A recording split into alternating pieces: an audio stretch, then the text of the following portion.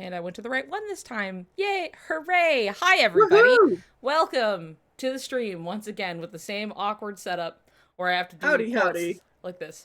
Howdy, howdy, howdy. Hello, hello. I'm sorry to everybody that I didn't do the stream when I said I would because I got caught up in playing Splatfest with my friends. I didn't Well, want hey, it to. was all worth it because you guys cleaned Fucking house. yeah, cleaned fucking house. Yeah, I know. It was insane. I don't know how much of that was me because I lost every 100 times battle I went into. So, Oh wow. and I'm not kidding. It was the last possible match that I could have had that it went into like overtime. Uh-huh. Where it was just like, okay, all right, it's like Splatfest is done and I am in a match and it was a 100 times battle and I was like, I gotta get this one. And I didn't. One last send off for my team. 100 points to the other guys. Apparently it didn't matter though, so. Oof. Anyway, wahoo, team power, let's fucking go. We love Ganondorf. Anyway, okay, so Rehydrated Ganon. love that guy. So sexy. Anyway, so I'm wearing not the same Soriku shirt, but it's still Soriku themed, and you have to know. Oh, that's that cute. Yeah, I love this fucking shirt. It's really cool. It's supposed to be very like VCR like run down kind of like tape look. That may not come Uh-huh. across, but when you look at it in person, it's very like things are like offset a little bit. But this is made even better because I have another matching pair of Soriku socks that are different. Okay? Oh, And they're nice. very appropriate for this. So, feet on Twitch one more Breaking time. those So, terms I've of got a service right Riku away. shirt. I've got a Riku shirt with Oh. the Keyblade, the Keyblade of Heart right here. Uh-huh. Riku. And then I've got the Sora sock that has the Kingdom Key on it. Ta-da! Nice. Except for it's kind of in the way. Anyway, my leg looks like it's somebody else's leg coming from off screen from the angle Yes, it's it at. does. I promise it's my leg. I could just get my feet up really high, so. But it was like just the perfect angle to look like someone's under my desk, like sticking their foot out. This might be the kind of related, kind of not related. Yes. This is I don't know if it'll ever happen, probably not at this point, but I Uh-huh. think it would be so cool if Mickey passed on the Kingdom Key D to Riku, Yes, I agree. so that Sora and Riku had matching Keyblades, and kind of so Mm-hmm. Riku got his Keyblade His back. Keyblade. Wait, there we go. His Keyblade. Yeah. I can do air quotes. Good for you.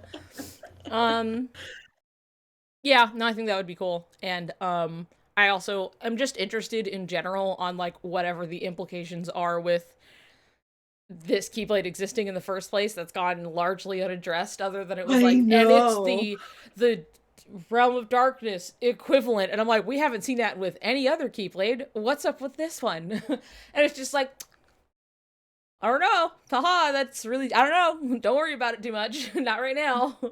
Yeah, I remember quite a while ago when Steam talked about their theory of With the like uh keys of heaven well, the thing. secret place being like Riku's heart, Oh. like a Oh, yeah, yeah, symbolic yeah, yeah, place of Riku's heart, and I was like, "Ooh, I yeah. do Mm-hmm. really like that Mm-hmm. because that has some tasty implications to it." Yeah. And just the fact that, Mickey finds the Kingdom Key D in the secret place is like, Yeah. Yep. "Huh." Yeah. I think that would be really interesting. Really fucking cool and interesting. Okay, good. I did record. I almost forgot. Whoo. Anyway. How the Angust. Anyway, so we're starting stream early today. Yes. Though by early, more like a regular-ish time, because we have to cut it short later. Because somebody's I'm gonna go gonna see the go see Mario the movie. Mario movie. Oh Which yeah. I'm so happy for you.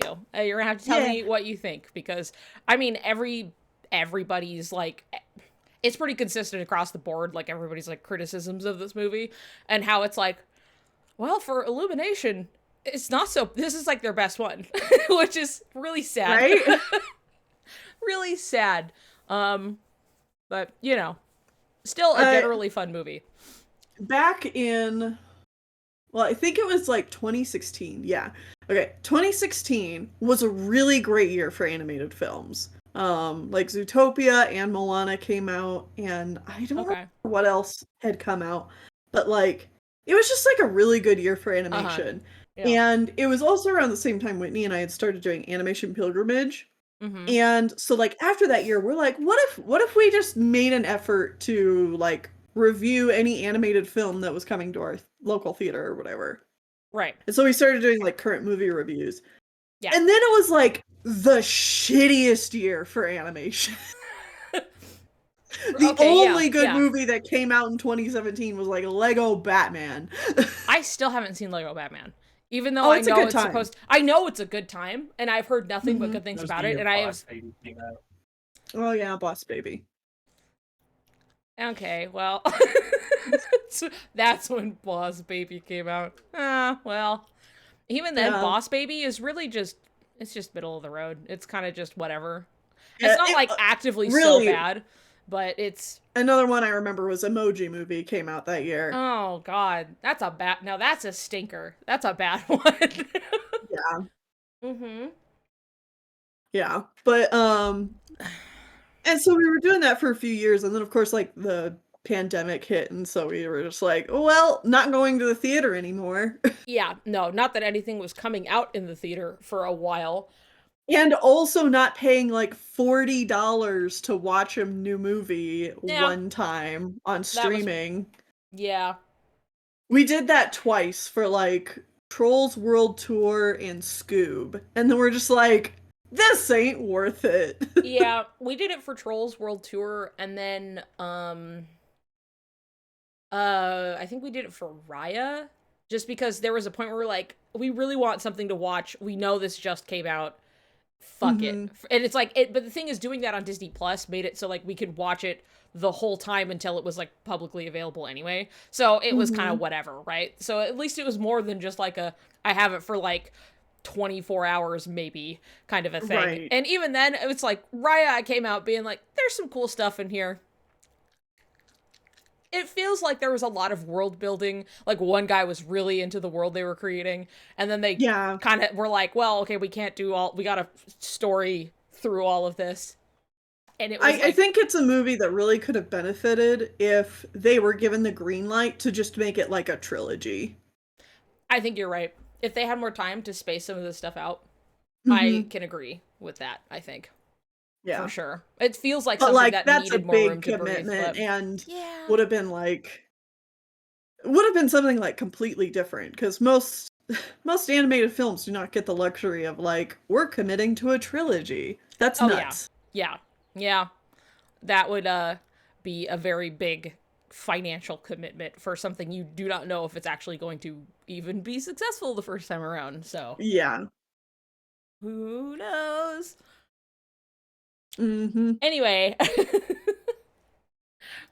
anyway, right. So everybody's here to generally listen to us talk about Soriku, and I Yeah. see that Rosie's here saying that they didn't do their Soriku homework, which, if you'll remember, last Thursday, where I said, if you have points of discussion, whether from this video or in general, and you want to bring them up, please do so. And, you know, oftentimes people got this shit in their back pocket anyway of shit they want to talk about, so you don't gotta worry about it. There was homework. Yeah, the homework of think of thing you want discussed. And then, boom, we'll probably talk about it anyway. But, My patrons were talking about it with me actually on interesting. our Saturday stream because we were chatting with them while we were playing Splatoon. Right. Um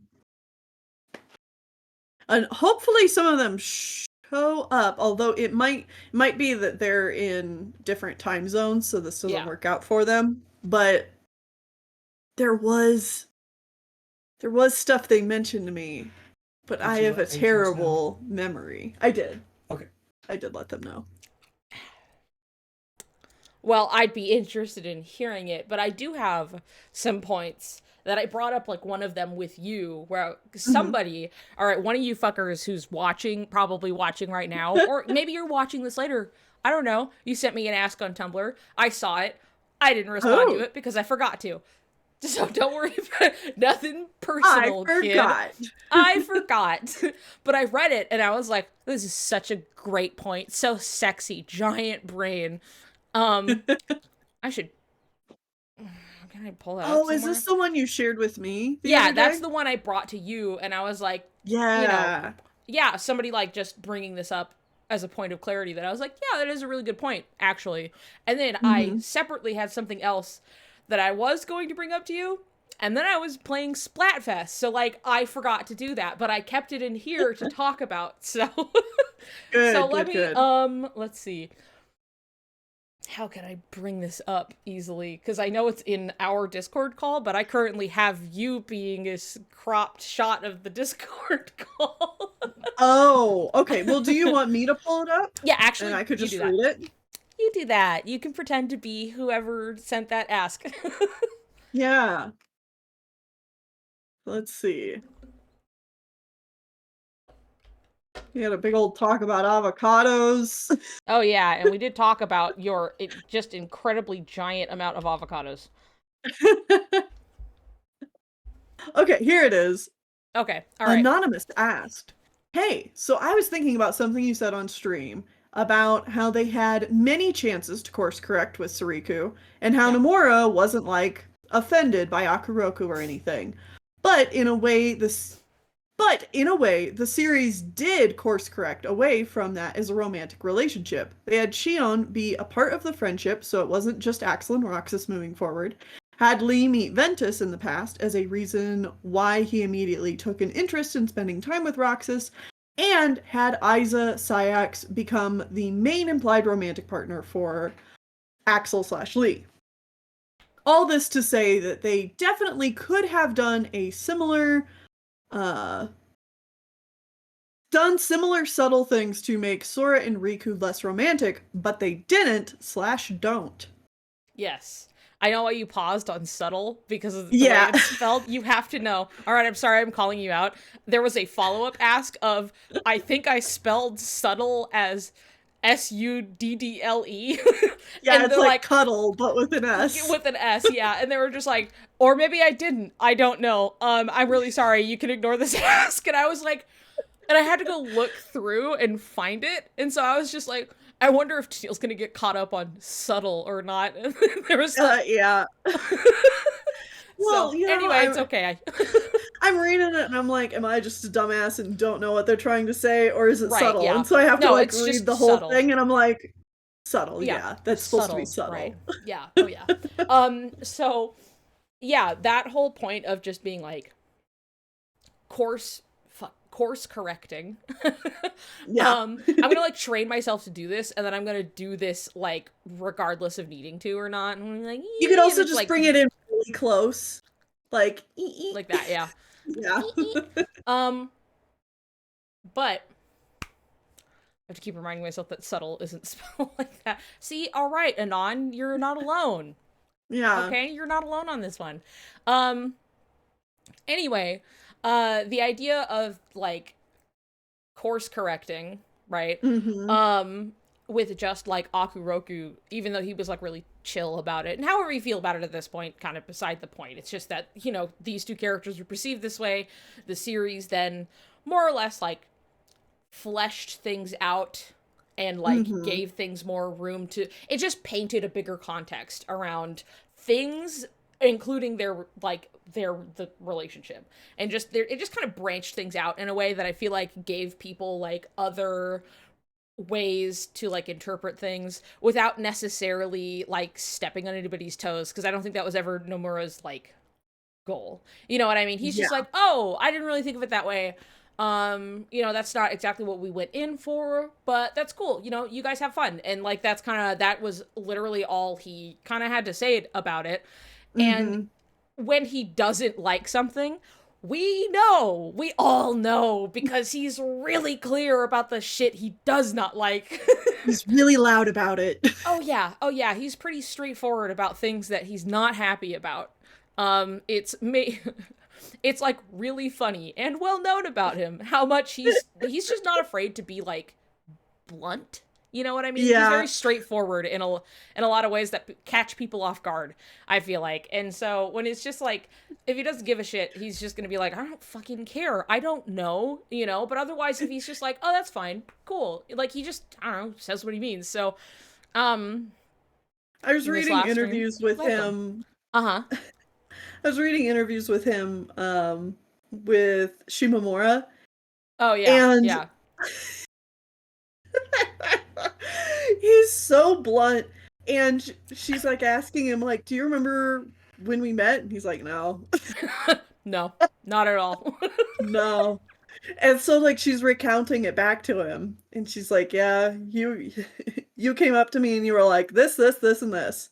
I Yeah. was like, okay. Oh, okay, yeah, sure. I And then he's just like, I said that? And she's like, yeah. Yeah. Yeah, bud. Well, okay. But Nomura yeah, like, Akuroku is fine. Also, Nomura Riku doesn't like girls. Xehanort didn't go bald. Anyway, it's true. Nomura is so funny, and it is just funny how he's just like that. I don't know. I find most of, like, outside of having to be cryptic about things for, like, NDA reasons, you know, like, mhm. he can't talk about the project too much, and you have to be, like, cryptic about things. You can't give too much away. It's an upcoming product, you know. But, like, otherwise, like, I don't know, he's pretty fucking straightforward. Even if in his stories he likes to give things, like, room to breathe and people to interpret and, like, ooh, get their little rat hands in there and, like, and try to figure things out. Like, he wants you to do that. Like, it's fun. It's a way for people to engage with it and stuff. But otherwise, when he's kind of just giving answers or he's talking about shit, he's really just kind of to the point. He's really pretty straightforward about it. What I appreciate about Nomura's writing Mm-hmm. is that he does love to leave room for fans to speculate, to headcanon things, and all that stuff. And unlike a lot of other creators who I could say, you know, like your J.J. Abrams, for example, who are just like, the mystery box! I don't actually have a plan, but Yeah. ooh! Ooh, isn't You this know, that kind of intriguing? thing. Uh-huh. Nomura, Which, like, actually technically, I does guess, have intent behind his crypticness. I would say there is technically a very literal mystery box. Yes, But there is. it's the one amongst, like, all of this other shit. You know what I mean? It's but one piece in a huge puzzle. And everyone we're still like, what's in the box? I guess we'll find out. What's all of this other shit at the same time? Like, it's not the one hook. You know what I mean? It is just one of many. Well, and the thing about the mystery box too is, like, we have some educated guesses about, like, what exactly it could be. And there's a I lot could of very implications, easily, you know? yeah, and I could very easily see one or any of those being correct, or it being something like, oh, it's kind of correct, but also kind of not, because Nomura also loves doing that. And he loves doing that, and he loves catching people off guard with things where it's like a half-truth. Also, I love, Shannon here brought up the box of hornets, and I wish I remembered my whole spiel about the box of hornets. Because I really, so there's a bit in Always Sunny where there's, like, this box of hornets, and Charlie's like, I'm just gonna put an H on this box so we don't forget that it's a box of hornets. And they're like, yeah, we fucking get it. Okay, yeah, there's hornets in the box. And I was using that while I was talking about the box. And it's like, we're gonna put an H on it for, like, hearts or whatever. And I was, like, joking about this, and it's, like, the box of hornets. And it had this whole, like, long and relatively contained spiel about the box of hornets. And it did so good. Don't remember anything I said. I don't remember a fucking thing I said. It was from a long while back, so I don't have any, like, footage of it. I'm sure it was hilarious. Thank you. I like your vote of confidence. I appreciate it. Okay, it killed. Hmm. Audiences loved it. Don't have it anymore. Yeah. So, Well, at least you have like the clip of Riku's tiny waist. oh yeah, That that's a shit classic. still That kills me. one's yeah, that one's really good. They really focused and I that could have been within all of the Soriku TED Talk. I don't remember, Hmm. honestly. Like I had several streams where it was like 12, 10 hours or so and I was just like, but look at it. And then I would like bring it back up. So, anyway, I think we got here from the generally Nomura's writing and the Yeah. mystery and giving people like room to root around and like explore the mystery, but it's not like it's giving you nothing. There's just Yeah. like we said, there's a lot of half truths and implications and like a lot of branching points of like, okay, it could go this way or it could go this complete other way, and we have no idea, but both are equally viable. Or all Yeah. three or four or 70 are like equally viable paths of whatever the fuck is going to happen, and maybe Right. like one guy in passing is going to get half of it correct in like some like long Twitter thread, of like, I Right. think this is happening, and then they sort of were right and then they sort of weren't at the same time. And Uh-huh. so, and It's that's like just he the loves nature. giving like just enough information so that Yep. like if you're paying attention, you could pick up on this clue. Yeah, But of he's like also things that are holding back oh yeah. like Yeah. I a think that's bunch of what's stuff like that we just don't know the concepts of yet. yeah, and that's something that I think that is always important to keep in mind is that like we're never working with the full picture anyway. Mm-hmm. um it's just like what we are presented with is like just whatever, like we're not seeing the back end, we're not seeing the moving pieces and parts in the story, we're just seeing the finished product at the end of the line. So some things like we may see and we take like the complete other direction than however it got there and whatever Mm-hmm. intents he has with it moving forward. But Nomura's mind palace. Yeah, that. He's really got his own wild inner workings going on there. So there's a lot of stuff where you're like, I think there are things that are very reasonable, overarching, like character story beats we can expect, because this is just how Yeah. you're like, okay, we're building up This is how this and stories then are written. yeah, expected emotional resolution down the line kind of a thing. But like Mm-hmm. we're not going to know the details of whatever like wild bullshit that he's going to come up with. Yeah. We're but it's like that's all like a vehicle for like an emotionally compelling like character driven story. Like that's just a Yeah. bunch of other stuff, and like there's no way we're going to know what that stuff is going to be all working around it. But at the core of it we Mm-hmm. can still go, "Oh yeah, Sora is set up for a time to emotionally reflect and like look within himself and see what's going on in there, now that everybody Got a else is lot to taken care of." unpack. Yeah, exactly. So that's like a totally safe guess because that makes sense for where he has been built up to at this point. And now with Yeah. Riku coming after him, there's a lot of other things. It's like, okay, these things happening all at once, reasonable to expect. It's just like different than someone's just like, well, we can never guess what he's got, how do you know it's going to be gay? And it's like, well, okay, that's kind of a different part of the machine than the what crazy whatever horseshit is he going to come up with. I don't know, like, how exactly are we going to get there? I don't fucking know, I'm not him. But it's just reasonable to expect that Right. we're at this point with these characters' journeys, more or less. Well, it's kind of like, man, this is giving me like flashbacks of Kingdom Hearts 3 discourse after the game came out. But Uh-huh. I remember when Kingdom Hearts 3 came out, there was like a certain group of people who were kind of sad that the Wayfinder and Sea Salt trio got such happy endings. They felt like it undercut the sadness of their stories. Uh-huh. And like that was one of those things that I I can kind of see their point of view on it. I guess it's along the same discussion of like, how come in Kingdom Hearts nobody's allowed to just stay dead?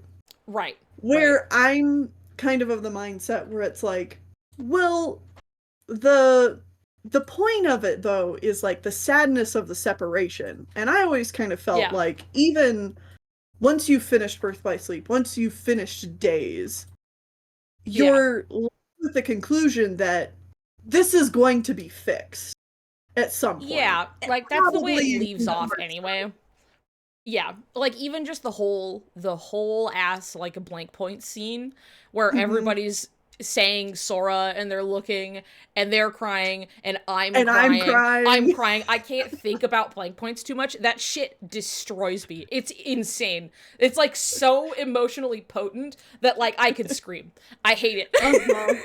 But like it's one of those Keyblade things. says we are crying. Yeah, we are crying. But like it's one of those things that even with that, like, it's definitely an implication that it's like, and Sora is the key to like saving everybody in this sense. But hmm even so, like Nomura wasn't sure about bringing like Roxas back or like Shion back. Like he hmm wasn't sure because like I don't think the guy is against necessarily sad or bittersweet endings by any hmm means, but like this was something that had been built up in such a way and there were so many fan expectations that it wasn't like caving to fan expectations as much as it was like, okay, do or die here, like where do we want to leave this, what do we want to do? And it was something that he was just like, you know what, in those times where I'm really not sure, I just kind of choose to listen to the fans, where these people really really wanted to see them get a happy ending after everything, which wasn't like anything I Right. feel like that worked against his vision. It was just Exactly. which punch do I want to go with? Do we want to have happy ending or do we want to have like bittersweet, probably, but ultimately kind of sad for some of these characters in particular? All of them are Yeah. interesting, and I totally get people who go like, I want the emotional impact of this character being dead to stay that way, hmm because it can kind of take the piss out of it if they just get to be alive. But it's like they didn't get to just be alive without strife, I guess. It Right. wasn't just like, It's and like then they it meant still nothing, went through ding. all that Yeah. hardship. Yeah, and I think even like the way they showed Shion coming back, and like Roxas he gets to just come back and have like his righteous fury delivered tenfold, and like, good Yeah. for him. Go off, King. Whatever you want. You know what I mean? Have the hmm highest attack stat in the game. I don't care. But like at least for Shion, it was very like there was a struggle to get there, and it was a good scene. I still think about, I love how when she starts to run and she's like not fully getting off the ground as she starts, and it's like little Oh, it's shit like that I was like, so oh, that's heartbreaking. good. It's So so good. yeah, like I think the only thing that really took took the piss out of it was like everybody's emotional resolution is like, and then we go to Too this box. fast. Yeah, it was like it was too Yeah. fast and too like, and we come in and now we're gonna take care of these guys, and then Sora's like, "Oh, okay, bye," and then he goes to the next one. We're gonna take care of these guys, and and that's where it made it feel a little flat because it didn't feel like an hmm organic pacing, because it's not that fast can't happen. It's just that everybody was like, and then you walked into like your therapist's room and it's made out of dirt, sure, but like you just came into like, it's a box, they have a fight, and then they go, we're together again, and it's like the same, all throughout. So it's Yeah. like that part feels a little flat, but like them getting these, maybe hmm people, those people would feel different if it had been executed a little differently Yeah. than just how it was, where it was literally just basically like ticking boxes. You know what I mean? It was just getting this shit taken care of, out of the way, hmm done and over with, and then moving on. Because then it just feels like, oh, okay, Um, but I don't know. I feel like it's something that like if they didn't, I feel like there are a few of these things that if they did not get like this wrapped up ending, which like this good ending kind of doesn't leave them a lot of places to go, which is a more hmm solid way to close those doors. You know what I mean? Not that you can't pick Yeah. things back up and be like, oh yeah, and then Roxas gets really into sandwiches and he opens a sandwich shop or something. Like, it's like you can't revisit these characters and do stuff with them. But like Right. there's something to it that's like, people have this expectation regardless. So if you left Roxas dead, it'd be like, well, they can't just leave him like that. And so people are going to keep Right. asking and expecting. And it's the same thing with the Palpu scene, where it's like, even though Nomura was like, I'm not sure what I want to do with it just yet, because I don't hmm know how I kind of don't want people getting the wrong message from it, Mm-hmm. but if you had left it them not doing it, people would be expecting that to be followed up on at any point moving forward. And if you want to be like done with this at all, you're going to have to just bite the bullet and like do it. You know what I mean? So I think a lot of these in that sense, having everybody come back was a way to just be like, okay, what's left for them, because they don't have the open-ended can they be brought back, will they be brought back, yada yada finality to it or anything. Like, Yeah. And this I don't was know the if it's finality. yeah, and I don't know if it's just because like I don't know, fandom can be loud about certain things, but I feel very in the minority where like Sea Salt Trio and Wayfinder Trio, I'm perfectly satisfied if we like don't really explore much more with these characters Yeah, again.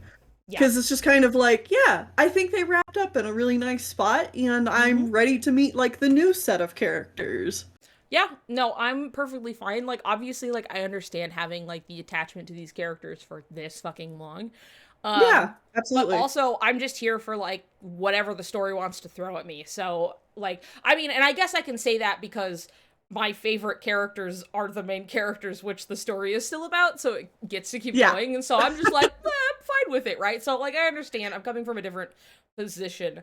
But at the same time, it was like, it's one of those things where it's like, okay, like, I'm just perfectly okay with kind of moving on from these characters, not to never see them again. Like, I would be interested in seeing Kyrie interacting with the just generally the Wayfinder trio and stuff, and like I would Hmm. love if she was friends with Ven, because I think both Yeah. characters could use that. Having talked to Kip about it just the other day, where it was just like Kyrie obviously could use literally anything for her character, and like talking to somebody who isn't Sora or Riku would do numbers for her, right? Would be so good. But like even just for Ventus to have somebody, which is what Kip said, was like to have somebody to play off of that's like his own age, like somebody who's in the same group as him, more or less, as Yes. opposed to like these. Two adult figures. Exactly. And it's like, it's something Hmm. that it's just like, oh, it was like his interactions with like Lee and Isa were nice and I think good for him, or even just the stuff he got out of the Disney worlds, interacting with Hercules and Zack and other stuff like that. Like, it's like, oh, it'd be nice if like his character had more room to be a person around somebody else that wasn't this really specific dynamic kind of a Yeah. thing. And it's like, oh, that would be interesting. What could they bring out in each other? What common ground could they find as they, both have obviously this shared, like, this pure light aspect, but also terrible fucking things happening to them and how it affects Hmm. the people around them. So who knows? That'd be really interesting. And I would be so interested in seeing that. But I don't need like a whole fucking side game about it. If they did, Right. I'd still be like, man, I'm gonna eat whatever you feed me, and like we'll see Yeah. where it goes. I'm not saying that I'm making this stance now, and I But I'm wouldn't not play it. I'd be clamoring so, for it. yeah, exactly. I'm just like, I would love to see that. I don't think we need a whole game for it, but if they did, cool, whatever. But like, also, I Yeah. want to move forward with the story. There's a whole lot of shit, just this nebulous fucking ball out here of shit I want to know about, There's and all I'm these waiting. mysteries that I'm Mm-hmm. like chomping at the bit that I if we want to like see took a Missing Link. detour Uh-huh. that's just like this I would isn't get moving so anything exhausted. forward. Yeah, I'm just I would like be so please no. exhausted. Yeah, and I know I've seen Steam say like basically the same thing, where it's like, sure, these things are interesting, but if we took another diversion, I would Hmm. crumble to dust. I just want to move I know. forward so bad. So, like, I And want to like know about Missing Link. I want to know about Cage 4, even Verum uh-huh. Rex as a title by itself. Like, literally Yes. anything just in this scope of moving forward, I want to see it so bad. Absolutely. And like I know a lot of people ship Kyrie Ventus based Mhm. just I'm not. on I'm the not sure a idea lot, but definitely a handful, a a good, handful. dedicated handful, several I of which we see it know. around. Yeah, I yeah, see it around. And so it's like I don't really ship things like unless the Uh, series itself like yeah. If shows the it to story me. gives me the idea, then I'm like, cool, convince me, let's go. But But with that ship in particular, people talk about like or at least this is what I assume is the appeal of the ship is that like because Ventus spent so much time in Kyrie, or not in Kyrie's heart, in Sora's heart, Right. they would already kind of know each other and like have that Yeah, which would be connection. like And just I a really think would be a interesting really angle. interesting thing to explore. Yeah, for sure. I think that would be really cool. And it's Mm-hmm. also just like such a really specific thing to be like, hey, you, yeah, that's crazy. Hey, you want to be friends? Uh-huh. We were both in the same guy's heart for like a while. So, you want to hang out? Yeah. But like, yeah, there's just a lot there that could just be, I don't know, an interesting cross, Interesting something for thing them to to talk. explore. I don't Yeah. know if it's like a whole game's worth of content, but it's easy to No. see like how they could be friends pretty quickly. Mm-hmm. Kairi having someone outside of Soriku or Namine. I would love to see her talk to Namine. At all. Just Yeah. by the way, I'm just like she barely doesn't even she doesn't even get to do that. You know what I mean? Like they interact a little bit, but to like actually talk, I think that would be really interesting. The thing is like Nominee is also in need of some friends. yeah, Domine is also in need of some friends, and obviously Nomura stated intent to follow up, so I'm excited for Mm-hmm. whatever happens there, Yeah. basically. But like, and that's a very general, like, can't wait to see more of Nomine. I love Mm-hmm. Nomine. I love Nomine. I love her.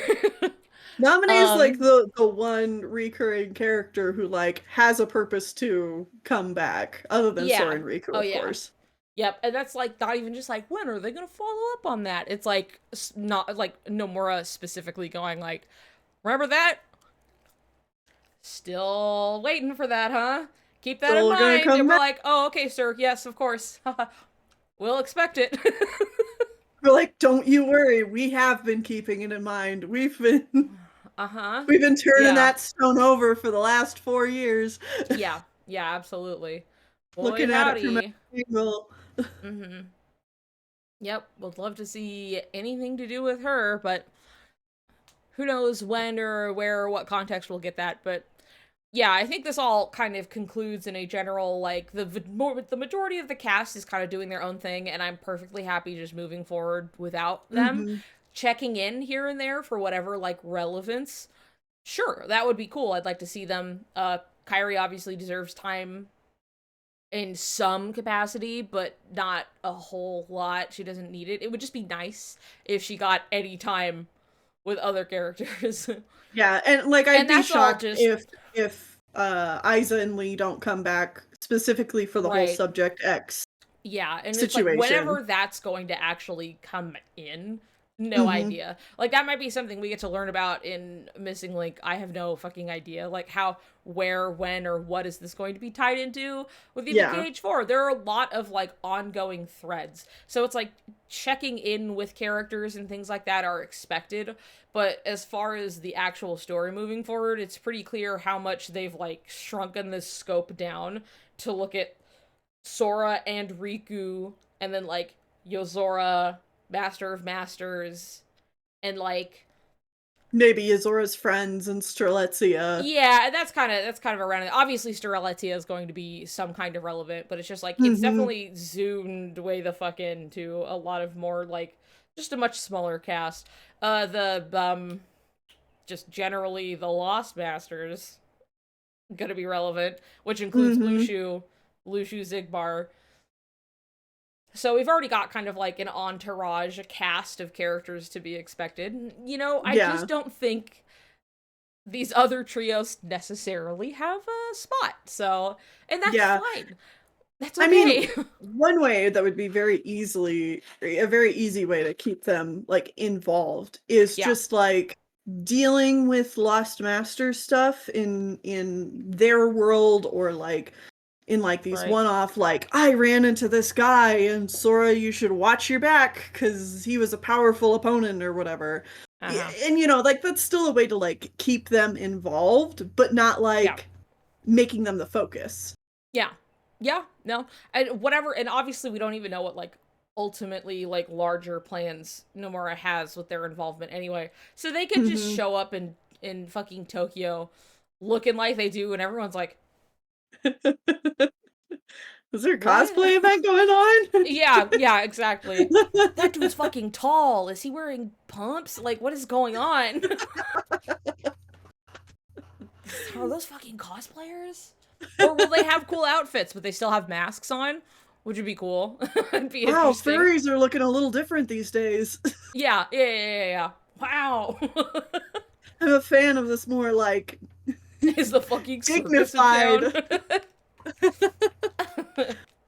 But I don't know. Who the fuck knows? And even Nomura had said in his interview that he's aware that obviously people are really, really, they love these characters, and he doesn't exactly have plans where they fit in at current, but like we'll kind of keep them, we'll keep this stuff in mind, Right. keeping in mind people really love them. Yeah. So Which who I knows mean what the really future just kind of holds? like seals the deal on my thought that like yes, KH3 was supposed to be like the end of these arcs Yeah. and they weren't really supposed to like continue forward in any way, but if they do, they do. We'll see. Uh huh. Sorry, just the hey pal, you just blew in from Stupid Town. I feel this is said, like, something about it, it's like, you could say that to a said, sure, but something about it feels like it would be said to Ira, and he's, like, in a convenience store, and he does not know how this works. You know what I mean? He's just, like, socially awkward enough that they're like, okay, are you gonna pay for that? And he's like, He's at the clothes pay? store buying soup. Yeah, exactly. Yeah, yeah, yeah. And Yeah. it's like he's kind of just too embarrassed to admit that he walked into the wrong store, and Yeah. just one of those kind of a thing. Just So, stoic and kind of befuddled by everything. yeah, Oh, yeah, oh, exactly. oh, Oh, geez. oh. Anyway. Anyway, I don't know what the fuck I was going to say. Soriku. Oh, right. Okay, you bringing up the Anon ask for, Yes. hello Anon if you're watching. Um, and bringing up the course correction and yada yada, and the point that they've had virtually any time to move forward and be like, oh yeah, oops, we made it kind of gay. Let's make it a little ungay. And then they could have done that at Specifically any time after KH2, you know? any time, virtually any time. And instead they were like, you want, look what I can do. Puts out Recoded. You're like, what the fuck? Oh, you mean your KH1 rewrite where like Kyrie is literally not involved in any capacity outside of one shot? One. That's it. I Well, in I don't know what to tell you. conversations Data Sora and Data Riku have are Oh my just so god. Oh, I know. My god, they're so excuse me. romantic and sweet, puts and also obviously puts out Dream Drop Distance in Yeah. general. But like, okay, this was a point that was brought up at like I saw this separately at the same time, and I was like, I love Hmm. remembering this. Wild shit. But I love to remember just like any time you could have done this shit at any time to fix anything to imply whatever you want. Hmm. But a separate friend had brought up the Riku diving into Sora's heart in Dream Drop Distance, which isn't always in which is not always included in like cutscene compilations, but it sure is important to the story. So yeah, when he's diving into Sora's heart and you're flying past all of these fucking memories, and literally 80% of them are Riku either centric or he is in the shot, and there Hmm. is no Kyrie focused shot in any of them. The only one out of all of these memories is the shot of like Sora holding her charm in like KH1. Yeah. And that's it. And I don't think that fucking counts. And which isn't to say like, it doesn't count. Kyrie's not. No, no, no. I'm sorry, Kyrie. You couldn't even get a shot of your own fucking face in these series of memories. Like, I'm sorry that the one thing you got doesn't even have you in it. You know what I mean? It's literally just Sora holding like the charm. And otherwise, if she is in a shot, Riku is also there. Like, it's like their reunion in Cage 2. And it's like, if you wanted at in any way, in any capacity, sure, they don't have a lot of scenes, but you could have picked anything. You could have picked, Mhm. like, them hugging in KH2 upon their reunion. You could have done fucking anything, or even Sora's thinking about dancing with her or something, Mhm. or the shot of their separation, like Kyrie's face, you know, and it's just like, I know you will, and then like her reaching, like, and that would have been like Sora's POV, right? And so it's like, oh yeah, like a really important, impactful moment or whatever. No, no, none, never, none of this shit. I'm doing all of the work, and there is nothing in there. And I There's just, so many of them. There's so many of this, like, it's just Riku and stuff. You could almost assume that, like, oh, well, if it's Riku diving in, maybe he's just seeing memories that he shares with Sora. But then, uh, like, yeah, you do see one where it's like Sora holding the charm, and like yeah, obviously Riku wasn't there it's for that. yeah, So Sora holding the it's charm, just Sora meeting Donald and Goofy, yeah. Sora first seeing the organization 13 in like KH2 when they're all on the cliff and stuff. Like that's there. Hmm. It's a bunch of stuff where it's like, oh, these are like major key points in like his Yeah. journey so far. And it starts with them as like little baby kids and them running around, and like it's just like Sora and Hmm. Riku, Sora and Riku, Sora and Riku, Sora and Riku, and Kairi is there too. Um Sora and Donald and Goofy, Sora and the organization, you know, and it's like Sora and Riku, and Kairi is there, but this is Sora and Riku's reunion, and then like Sora and I'm Riku, starting to see a and theme. yeah, and then it ends on like them sitting on the shore in KH2, and like that's the last one. And so it's like, sure, you could think of like, oh, it's just Riku's influence, but also that doesn't fucking matter because a person made this decision. They could have also been like, and Riku's seeing such important memories to him. His memories of Kairi, like Riku has said, and I'm pretty sure he's wrong about.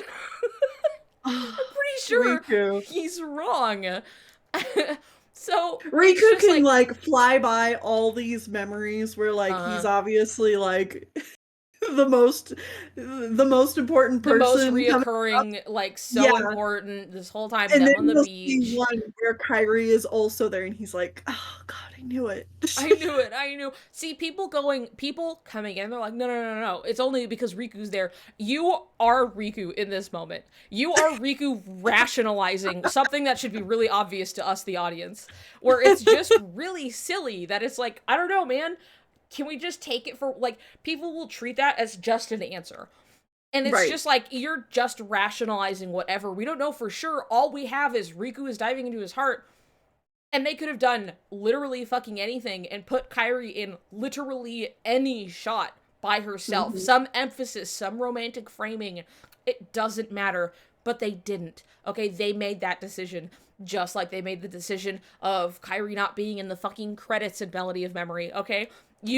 You can make up reasons for that all you fucking want, but real human people made this product. They made these Yes. decisions, and this is what we're left with. Okay? I don't know what to tell you. I'm just gonna take this for what it's presenting me.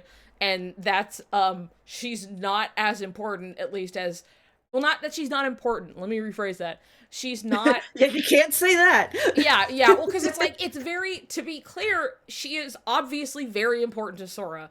Like, Hmm. she is a very close friend, and they have been friends, like, since they were children, right? Like, this is Basically, still, since Sora actually has memories. yeah, more or less. Like, you know, when, like, the actual, like, child memory shit starts to kick in a little Right. bit. Um, but it's one of those things where it's like, she's obviously very important to him, and a cherished friend, but just not in the way people have been, quote, led to assume, Riku included, which is part of the story. Of course Hmm. he's assuming these things. Of course he sees it that way. That's what he's been taught to believe is to be the outcome, and that's what is, like, part of the point of the story. Yeah. These things coexist, but it's also like, I don't know, I'm being shown literally Sora's heart, and in KH3, it's just Riku being the light in his heart. And in Dream Drop Distance, Hmm. it's just a series of memories of mostly Riku alongside other important memories. and Kyrie does not get any special treatment, and it's like absurd to see. And this is just Mm-hmm. another thing where like it could have just been so easy. It could have been so easy. You just put a screenshot of Kyrie literally in any of these Yeah. little frames. It's not hard. It's not hard. I could do that. I could mod it in, you son of a bitch. We could do that on the front end of things. You think they can't do that on the back end? You think they can't do that? They chose not to. Well, and again, it's just like the whole like they could of course correct it at any time, and like wow, they seem to have made a mistake and not prioritized how much Kyrie means to Sora in Kingdom Ah, Hearts 2. Oh damn. Oh, we forgot to do that in Coded. Oh, whoop, we forgot to do that in Dream Drop. Like, come on. come on, you guys. There's a point where it's just like, okay, maybe they are doing this by choice. Maybe it's just a part of the like I think that's what gets me the most is like whether you believe it's going a certain way or not, is that the idea that that's a stretch. That people Mm-hmm. can look at 20 years worth of games of a continuous story and just outright ignore a pattern. That's like, okay, Right. I just don't think that she's supposed to be as important as you guys are placing upon her just because she is like close to or like in proximity to Sora and Riku, who are the main characters of the series. That Mm-hmm. does not mean she is equally a main character like the other two. And Yeah. yeah, I understand the disappointment. And yeah, I know there are like expectations and you know, you've been here for a long time and like you like the idea of what she could be and I get that. But like just in general, just looking at it very plainly, it's the same thing where it's like, you know, Melody of Memory was coming out and everybody was like it's her time. And I'm not somebody to say that things can't change. Mm-hmm. Anything is possible, right? But it's one of those Mm-hmm. things where it's just like, I don't know, man, given the track record, not Doesn't seem likely. likely. Yeah. Does not seem Well, likely. And then and it like wasn't. would it be cool if Sora and Riku were our main characters and Kairi was our main character and we were still following like the same story Yeah, plot and that's and everything? there's Like that would be awesome. yeah, I just don't see it happening. I just don't think that's it currently. Yeah. Like sure, like I feel like it's one of those things that if they really wanted to focus on her, that it's something that's like they gotta get some shit out of the way first and be like, okay, no room for doubts here. All right, and then they have Sora and Riku kiss on screen, and they're like, all right, now that that's clear, now we can look at Kyrie a little bit. You know what I mean? Now we Yeah. can give her that kind of a thing, which is like, I got that impression watching the Owl House was that they didn't properly introduce or have an episode where Luz and Hunter hang out for an extended period until after they already established Luz and Amity. And so it was just Yeah. like, it was something that I was like, it's so funny because like I don't know if they really purposefully, but they probably did, where it's something that's just like people don't have to get an idea and then get upset about it because it didn't fucking happen.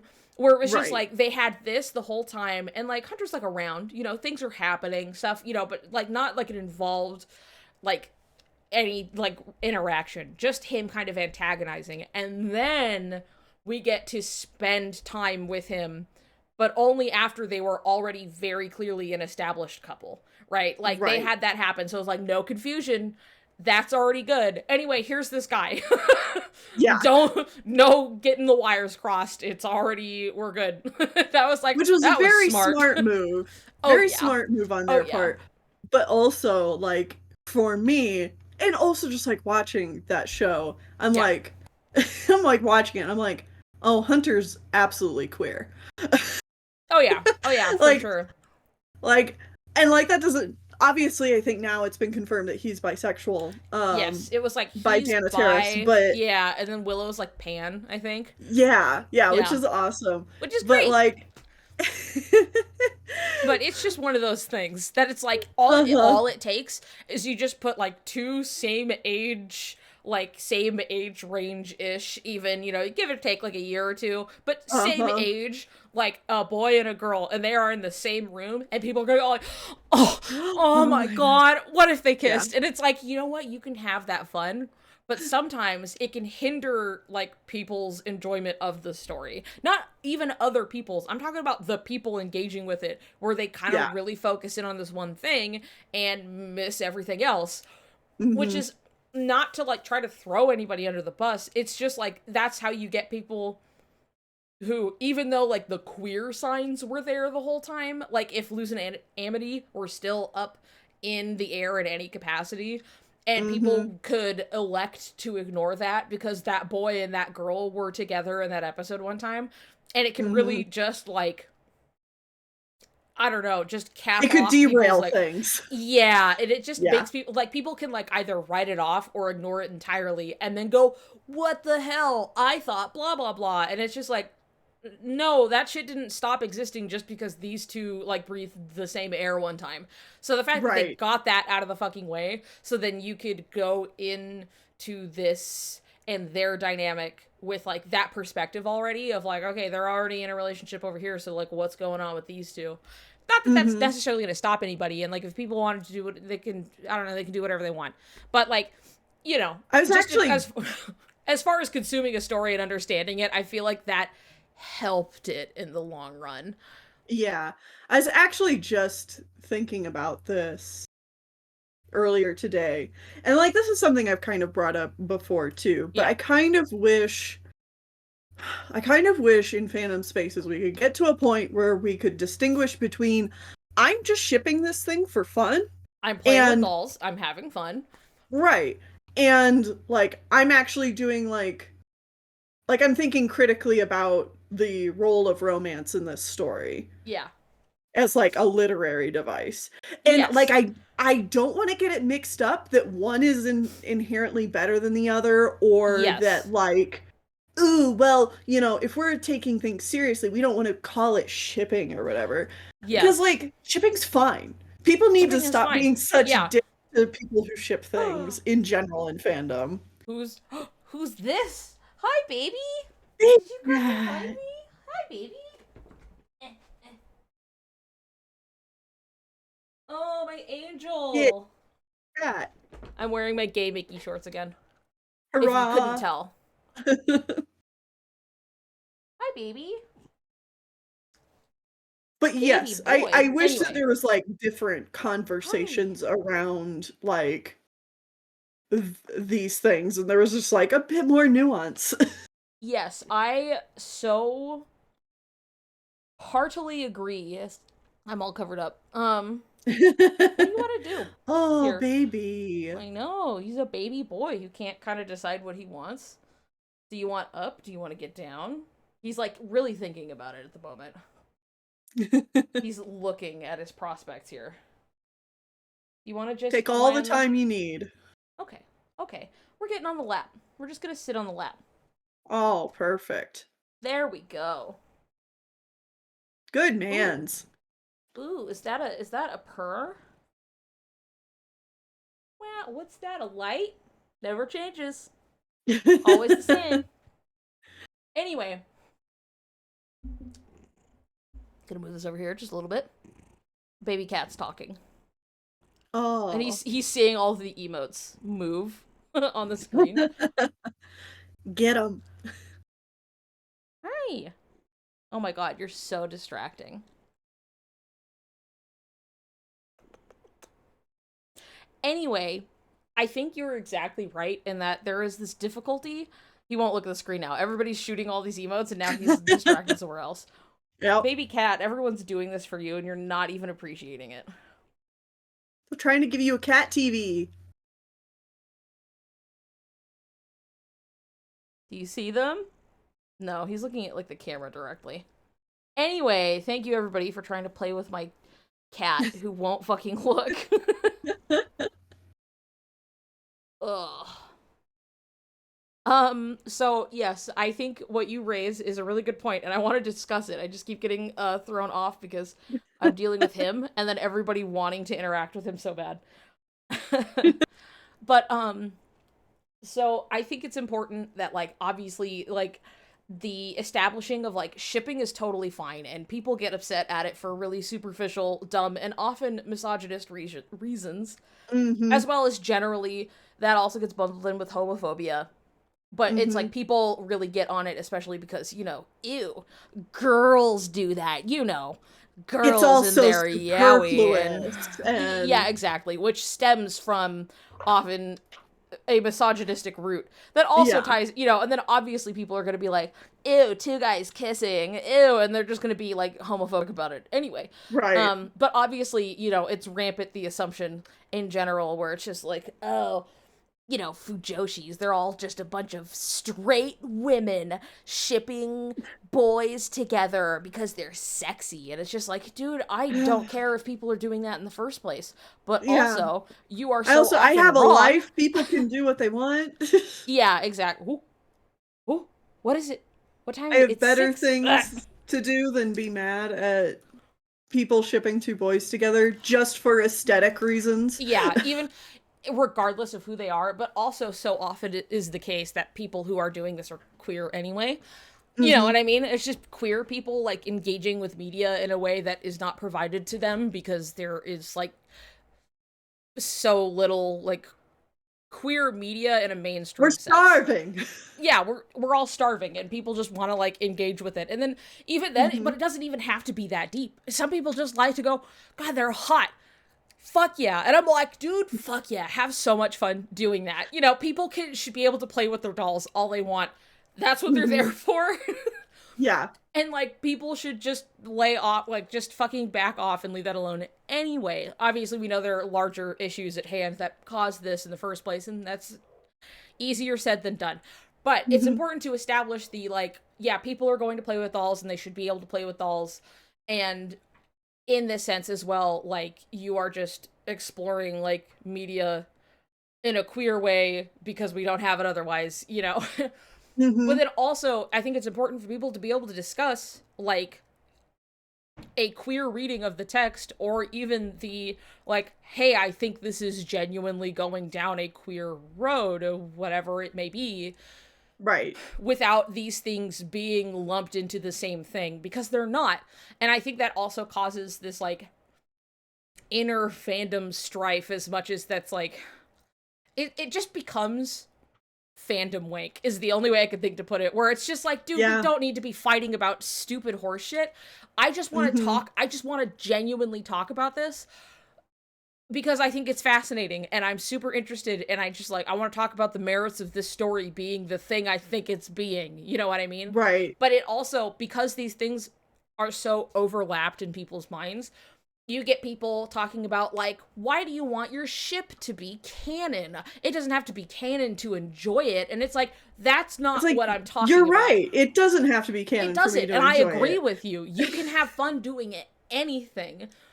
But Uh-huh. I think it's like people are like not on the same page when they're talking about this stuff because I'll see people, you Hmm. know, and very specifically like this context, we are talking about Kingdom Hearts and people talking about, hey, I think Riku is actually gay. Hey, I Hmm. think Sora is like queer and Is does not actually realize it yet. confused And and is is actually, going to yeah. be figuring stuff out. And I just genuinely think that that is like the steps in this story. And I want to talk Hmm. about that, right? But then other people will see people talking about this as some kind of like, well, my ship is real and yours isn't, as like perceiving this like ship war that like I don't fucking care. I don't care. I don't even see it for the Yeah, most part. Um exactly. every time I see people talking about it, I think one of the worst things about like general fandom as it stands now is the idea that people feel they need to comment on like other people's conversations about whatever. Like imagine if everything everybody was saying about any like media at like a convention was put on a board for everybody to see. You know, and it's just like I don't care what that fucker's saying. Even if we like the same thing, I don't care what they have to say. Okay? We don't Yeah. have to talk about it like the morning news where I see people going, "Huh, why is Kyrie trending today? I don't know. I don't know and I don't care." And then it's just like, Yeah. oh, you know, Sorikus are talking about this and the blah, blah, blah. And I'm like, why do we even need to We talk sure about this? are. This is such a waste of time. Like, I just don't, Yeah. people sure are. Are they not allowed to discuss these things? And it's just like, you see one person getting upset about one thing.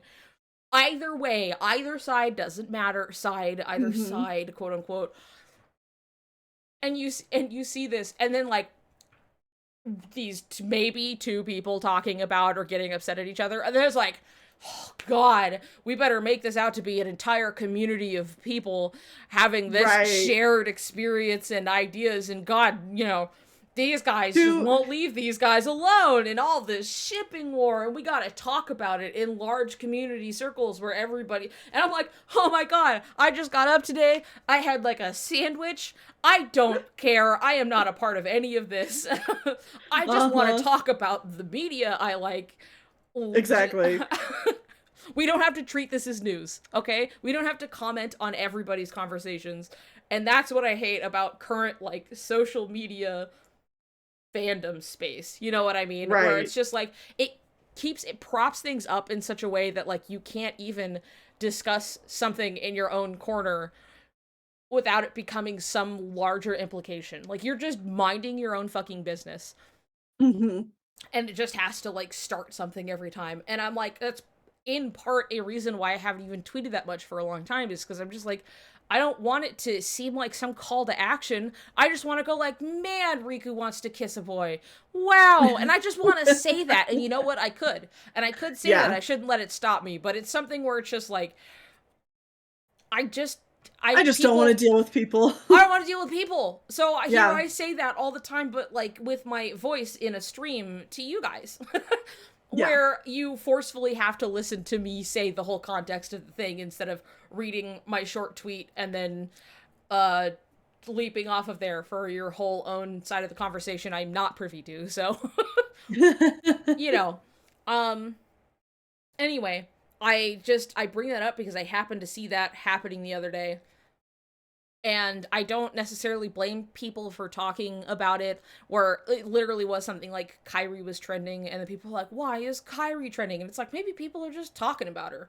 I don't Yeah. know. And then other Well, people and being Twitter like, trending is all broken anyway. oh yeah, for Like, sure. No, it's its own fucking thing. I don't know what's going on over there, and I never look for at it.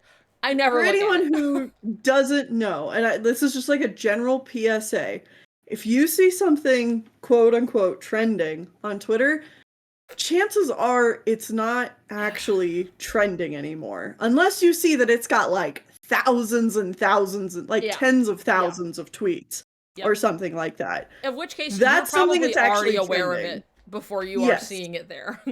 But like, you know, there's some Kingdom Hearts related thing on my trending bar all the time. And that's just because Yeah. Twitter wants me to engage. And like Yeah. when I actually look at the number of tweets being tweeted about it, it's like, 2,000 or something. That's not Yeah. trending. And that's not like even like new tweets. That's like, Yeah. stuff that's happened within the last couple weeks or something. You know what I mean? It's just like you can go look at it and then you go through and there's stuff from like last month and then somebody responding to it and like, it's a mix of shit.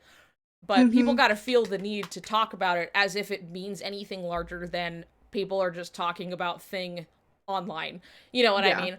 And so it gets I've just seen it a lot in exhausting. different fan Oh yeah. spaces Oh yeah. recently where people are like, "Why is this trending?" And I'm like, "Dude, it's It's not. not. It's just They just tagged for you." exactly because it's like wow, crazy convenience that it's all stuff that you're into. You know what I Yeah. mean? Where it's Yeah. all stuff that's relevant to you is trending, and it's just like yeah, not really. It's like curated to stuff that you're interested in, and maybe somebody's just talking about Sora a lot today, and Hmm. so suddenly it's trending, and then like other, I would say like I don't know, notable people in that fan space like talking about it is going to bring more attention to it, yada yada, because they want people to engage, Hmm. and that's the whole reason it's there.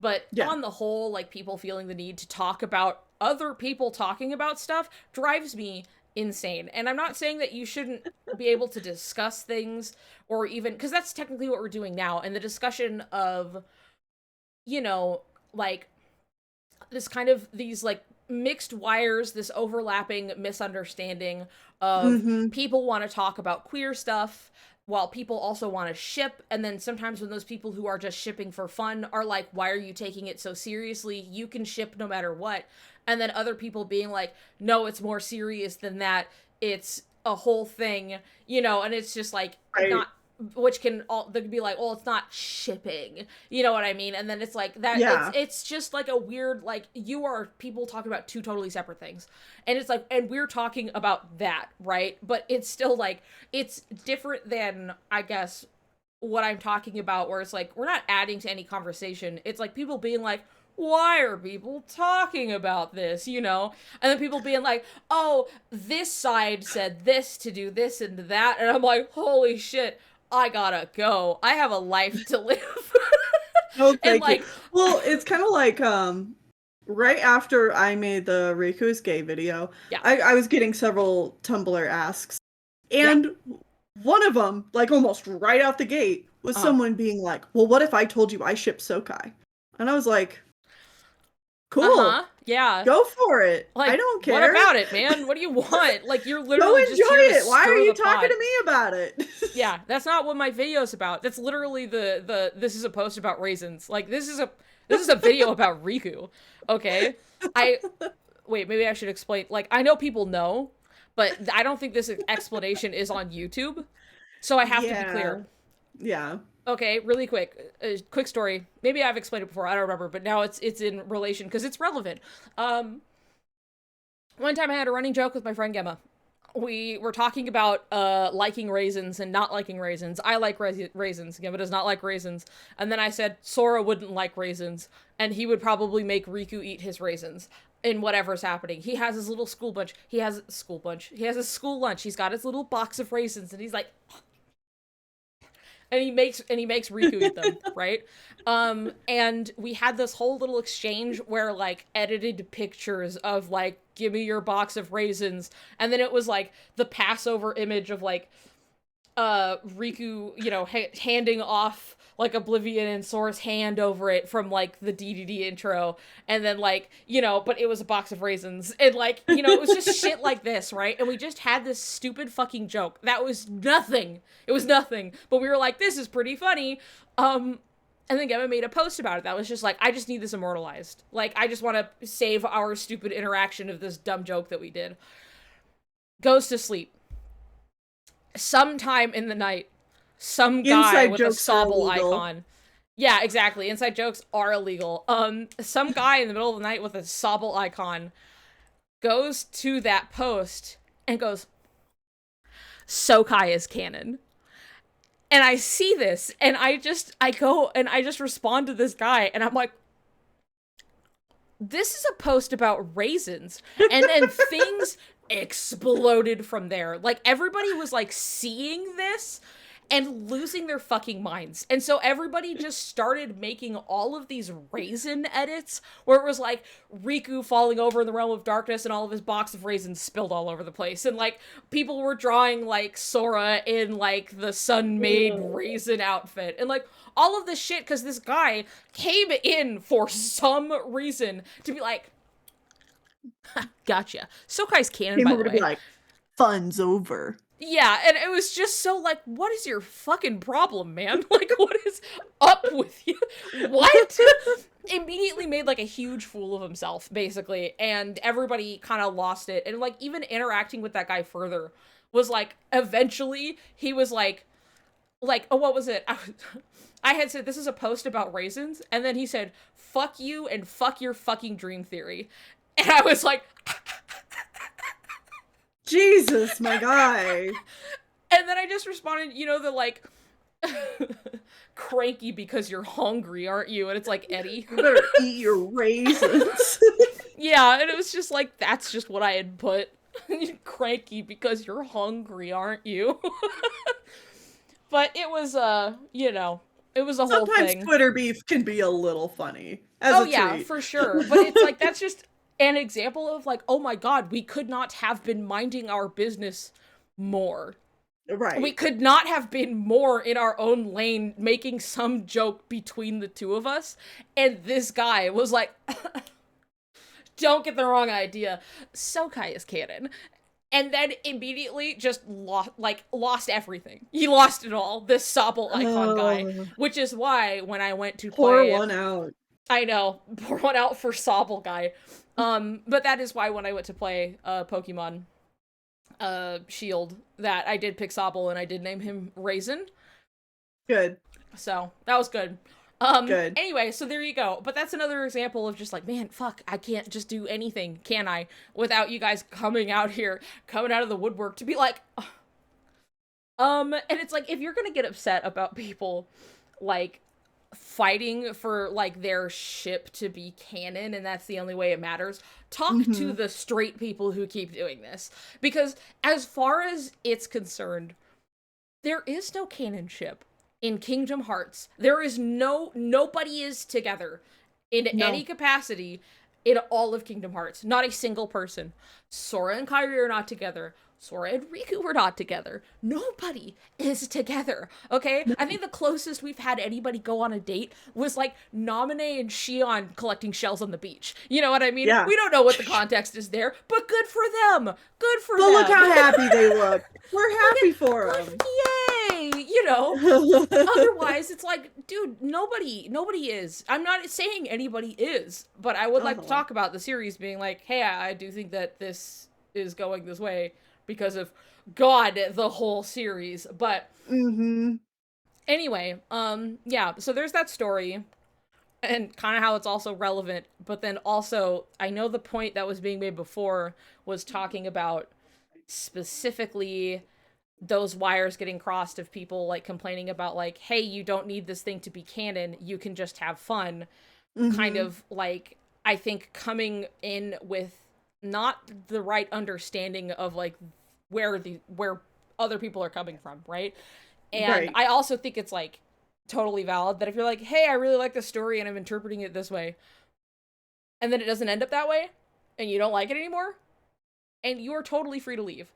And that's Mm-hmm. even for people who are gonna probably be really upset if two boys kiss and they go, fuck this, and they leave. They are free to do that. Get the hell Yeah. out. I don't need to deal with that. But if it's the same thing where it's like, man, this series seems really Please good, and leave. You probably weren't really enjoying yourself that much anyway. yeah. But like, if as far as like, yeah, if like Sora and Kairi very shallowly got together, it would paint a lot of the rest of the decisions in this series as, I don't know. I'm like, maybe I was Very, giving it too very much credit. odd. Yeah, it would be very strange on the whole of it, but also it would be like, oh, so okay, so I was perceiving that there was a lot more thought put into all of this other stuff, and yet we ended up here somehow. Kind of takes the wind out of my sails to Well, if you avoid don't saying mind takes the me, piss out of it again. But maybe I if you should just don't say mind piss. me Please. going on a little bit of a detour, as someone who's been on the losing side of a ship war before, Losing side. Yeah, yes. with the whole Zutara. like, yes, Zutara and Avatar: The Last Airbender thing, Mm-hmm. it's been. Let me close my door really quick. Okay. We don't need anybody hearing about this, about Avatar, you know. Tennille can't even hear what I'm saying, but I think it's funny. Um, Anyway, but as someone who's been on like the losing side, yeah. where we were like we weren't 100% sure that like But our it was ship was going to be very canon. viable. There was a lot Yeah, there, you know what I mean? there was much more there than people realize nowadays because Yeah. a lot of like interviews and promotional stuff Yes. also were like, "Ooh, is this going to happen?" And so we were relatively confident like, "Yeah, I think it is." And if it Yeah. is, that's really exciting. And then when it didn't happen, obviously everyone was very bitter about it. Yes. As well as I'm sure many were very gloating about it also. Oh yeah, Oh yeah. it was nasty. Uh-huh. And in a lot of ways it still kind of is. The Avatar fandom shipping Uh-huh. space doesn't have a whole lot of chill. And I think Uh-huh. it's because like it just kind of the creators kind of curated a negative space for it, and so it Yeah. just kind of exploded from there. But what I wanted to say is that with like the Soriku versus Sokai thing, Right. at this point, so many of these things kind of remind me of what happened with Zutara that like if Soriku doesn't happen, I'm just going to kind of assume that something backstage production wise Yeah. kind of stopped it from happening. Yeah. Yeah. Because like that was kind of the similar thing that happened with Zutara. Like Right. we weren't crazy. We weren't reaching. We had seen things that the creators and writers and artists had intentionally put in, but then stuff happened backstage that we Yeah. didn't learn about until years down the road. Yeah. So, it was one of those experiences where, like, after the ending of Avatar, I was like, man, can I even trust my own judgment with, like, where stories are going anymore? Because it felt like such a whiplash. Yeah. And then, like, finally, after all these years, kind of hearing more about what did happen, it's kind of like, oh my god, okay, I can kind of come to peace with this now, and I can Right, trust my right. gut again. Yep. Yeah, no, I can understand where it's just like, huh, like I am being fed all of these signals and then it kind of just veered the other direction and it's just like, oh, and it really like puts a lot of your own like judgment into like you're just like, can I even fucking am I just reading it wrong this whole Right. time? And it Uh-huh. turned out no, but like other stuff happened that you had no control over. And like I think that there is definitely also a difference between Soriku not happening versus Mhm. Sokai actually coming to fruition, right? Which Yes. like that these are two kind of different scenarios and in a way that's like if Soriku simply did not happen, then I'd be like, okay, there's a lot obviously that they would have to get through to make that happen in the first place. And like all of this is still there. Like all of Mhm. that's still in there. I think in just comparing the two scenarios that like because it's Nomura, the man Mhm. cannot be forced to do anything he doesn't want to. And like that's Yeah. the unique situation versus like Avatar where like I can believe all of those things were intended. Also because it's a straight relationship even if Mhm. it even if it didn't happen like that's something that's like okay well that's not in the way right but there was Right. like a mixed understanding of people being like yeah this is intended yeah we're putting this stuff in and we're working towards this and then they're like haha are you joking no way and then they just went the other direction that was so like and like I say this as somebody who watched the series like long after its completion. Like I went Right. in and watched it and like I can pick up on this, but I'm not like looking too hard into it. I'm just consuming it all at once, right? And then Mhm. I was just like, okay, well I feel like they made it pretty clear that it was like, sure, Aang has like a crush on Katara and like, and she really really cares for him, but like she doesn't really know where she's standing on that. And also he's like way younger than her in terms of like that point in your life. It's only like a couple years, right? But it's one of those things that you're like, there's a big difference between like a 12-year-old and a 14-year-old. You know what Right. I mean? In a way that it's just like, okay, yeah, I think there's like this established, like, sure, it's Right. just complicated kind of a thing, right? Mhm. And then when they actually do get together, even I was kind of like, oh, okay. Right. Sure, I guess. Like, that's fine. Kinda. I don't know. Fucking, man, I don't care anymore. I just was like, I really liked all of this other stuff. It was such a background note to me at that point where I was like, whatever. And then, Uh-huh. yeah, okay. Because even after they were like, and then Zuko gets with, I forget her name. My There we go. Anyway, and that was enough of I was like, oh, that's weird. Okay, sure, whatever. Not that that couldn't have yeah. a place in a story because he was like, I'm back and I'm not, I can be normal and here with my sister and other stuff and being like, yes, I'll have a No, you girlfriend. don't need to get up on my shoulder.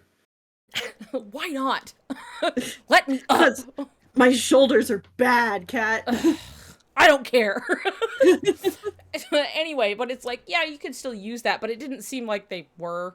It was just like, I don't know, and then he's got a girlfriend, I guess, and then it's kind of like, So it was something that was like, there were some other signs, I suppose, that like consuming it all at once that I could be like, well, I guess they're maybe gonna do that, and then they just did.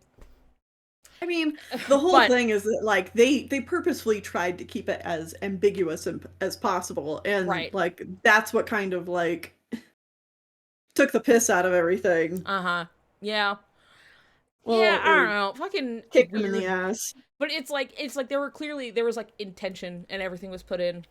Uh-huh. But like I feel like honest to God, it's always like the straight people shipping wars. They are brutal. They are insane. They are insane. They will tear each other apart. Like Uh-huh. the Clarith and fucking what's it? I don't know. Tifa and Cloud. What's because it can't be Clefa, Yeah. can it? It can't be Clefa. I Please, don't know. that shit's insane. They're insane, and they'll skin each other alive over the pettiest shit. Over the Yeah. pettiest shit. It's so stupid. It's so very like Cloti, Cloti, Clefa. Clefa's really funny. Cloti, Well, that's what it is. That makes sense. that one that's especially so infuriating because it's just like obviously left to your own interpretation. Uh-huh. And it's Yeah. just like, guys, you both won. You can Yeah. do You can can do whatever have you it want. all. They've said this. And they've even with the remake, we're like, we gave, special focus on like both girls. Like we wanted them to have their each individual spotlight. You can think whatever you want with it, Uh-huh. Ba ba ba ba ba. And It's yet, really here meant we to are. be more of a like who's best waifu situation, not Yeah. like Oh my god, it's so fucking exhausting. yeah. Where like in comparison, where it's like you have obviously people who are just kind of playing with dolls, but can obviously also read a story and be like, yeah, I think Mhm. Riku's gay. Yeah, this is super gay. But like, I don't need anything confirmed or I don't need any of this stuff. I'm just having fun. And you can have people Mhm. doing that. And you can have people going, I think it's actually for real gay. Let's like talk about this. And no matter Yeah. what, we're all faced with the same homophobia for just existing. And Yeah. it's like you get a much like harder specified backlash than just like this weird like people want to think it's that weird petty shit all the time when most of the time it's just like gay people doing stuff on their own time and then people And go that makes people mad. yeah excuse me, Sokai is canon, and then they're just gonna clown on themselves in public, and then people will still go, oh, the gay people, they started some weird shit. And it's just like, I'm just existing. I'm just these are not the same. These are not made equal. I'm sorry. Yeah. It's not the fucking same. Yep. I'm Basically. so tired. And it's like, of course there's going to be somebody who's out there and they're a little over enthusiastic or a little misguided, but their heart's in the right place or something. And it's like those Yeah. people deserve to do what they every right to exist. Okay, everybody's at some different point in their life path. Okay, they could be a little obnoxious about a gay ship. Okay, and it's like there doesn't need to be any rationalization. You could just be like, and then don't interact with them. Non-breaking news. People being a little much on the internet. It happens. They're It gonna do happens. that, and it's gonna happen on any side of the fence. But like Right.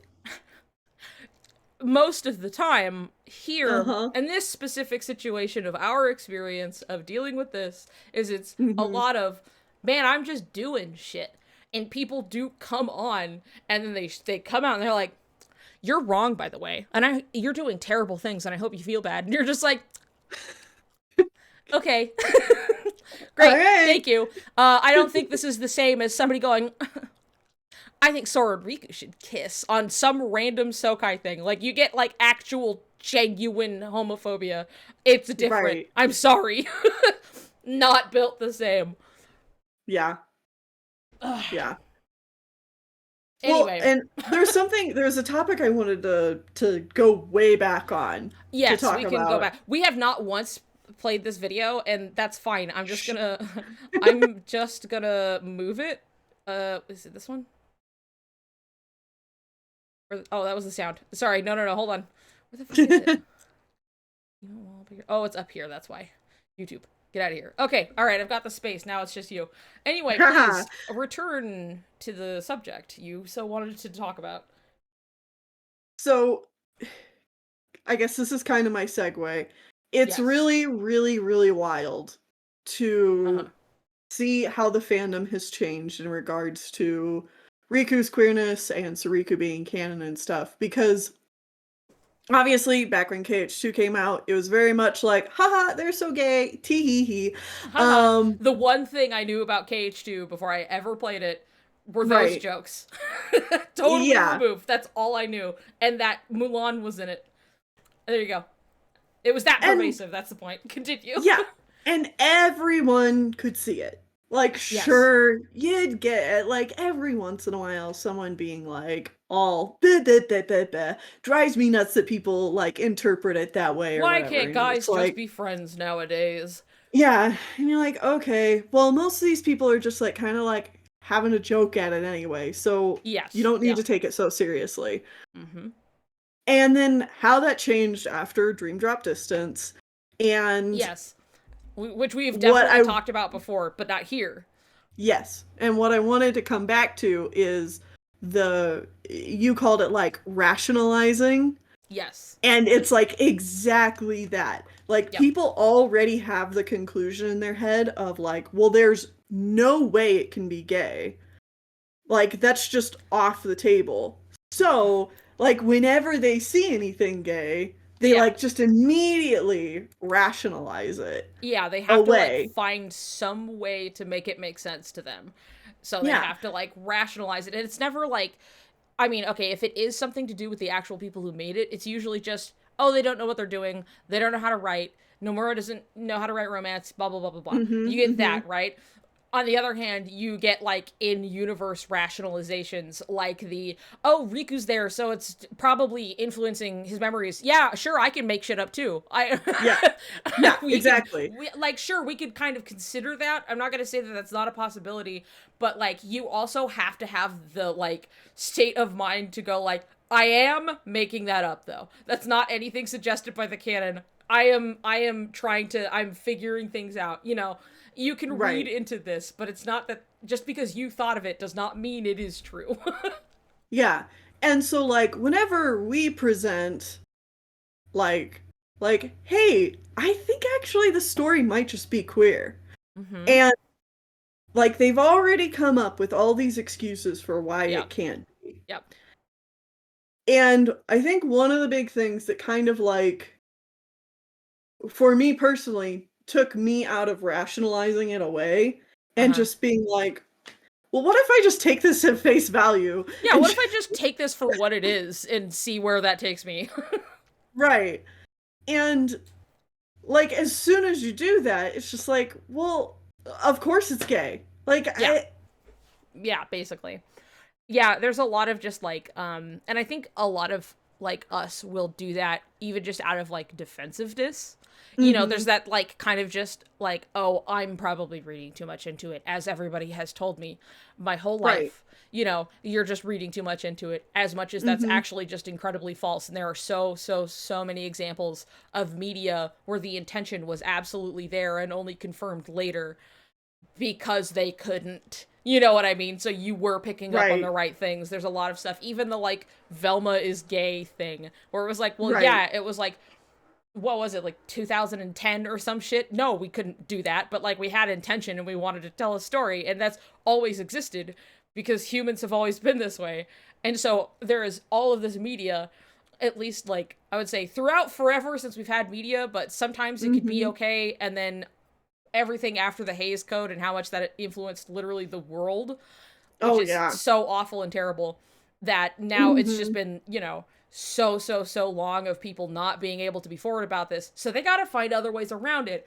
And that's Mhm. pervasive throughout like all of like Hollywood's history. You know what I mean? Like in every Right. media, all cartoons, people are still trying to tell these stories and they always have been. And that's something I think that really got to me was the idea of like how much I've grown up and how much it's just like, wow, I'm seeing something and being told, no, you're stupid, and just being like basically gaslit into completely doubting my own sense of judgment for what I was seeing, you know, from Right. a number of things, not just like one person, you know, and I do mean gaslit in the actual sense of like, not necessarily out of strict emotional abuse, but being made to doubt my own understanding of what I was being presented.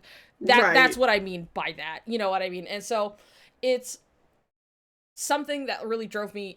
I know I'm going on a tangent a little bit and I'm trying to keep a pin in things Uh-huh. with the rationalization and the but like with the tangent it's like something that was like even and this is related in this sense that like finding out how much The Little Mermaid is gay to its core, made by gay Uh-huh. people, being an actual allegory of being a gay man who, cannot confess his feelings to being like this Mm-hmm. othered being like a mermaid, actually written by an actual gay man, and then the movie that we know it being very spearheaded by By a gay a man. gay Yeah. man who died due to AIDS, a gay man who wrote all of this iconic music that made Disney insanely rich and powerful.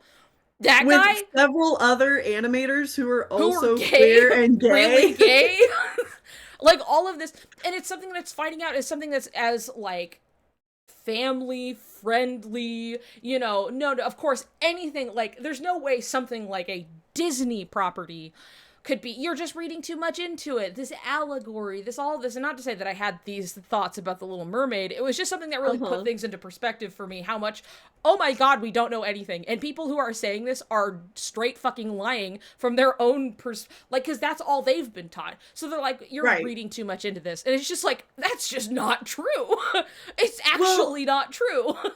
and it also definitely doesn't help that, like, I want to say, like, from like 2008 to like 2016-ish, we've had so much, um, so many poor experiences where, like, the specific intent of the creators was to queerbait the audience.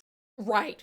Yes, we're like So, that like specific window of time, that, because mhm, it's like that kind of thing doesn't really fly and hasn't for a while, but it's like specifically that, like, we are selling this to what we know is like a very dedicated crowd on Tumblr, especially, like we are mhm. literally interacting with, we have videos.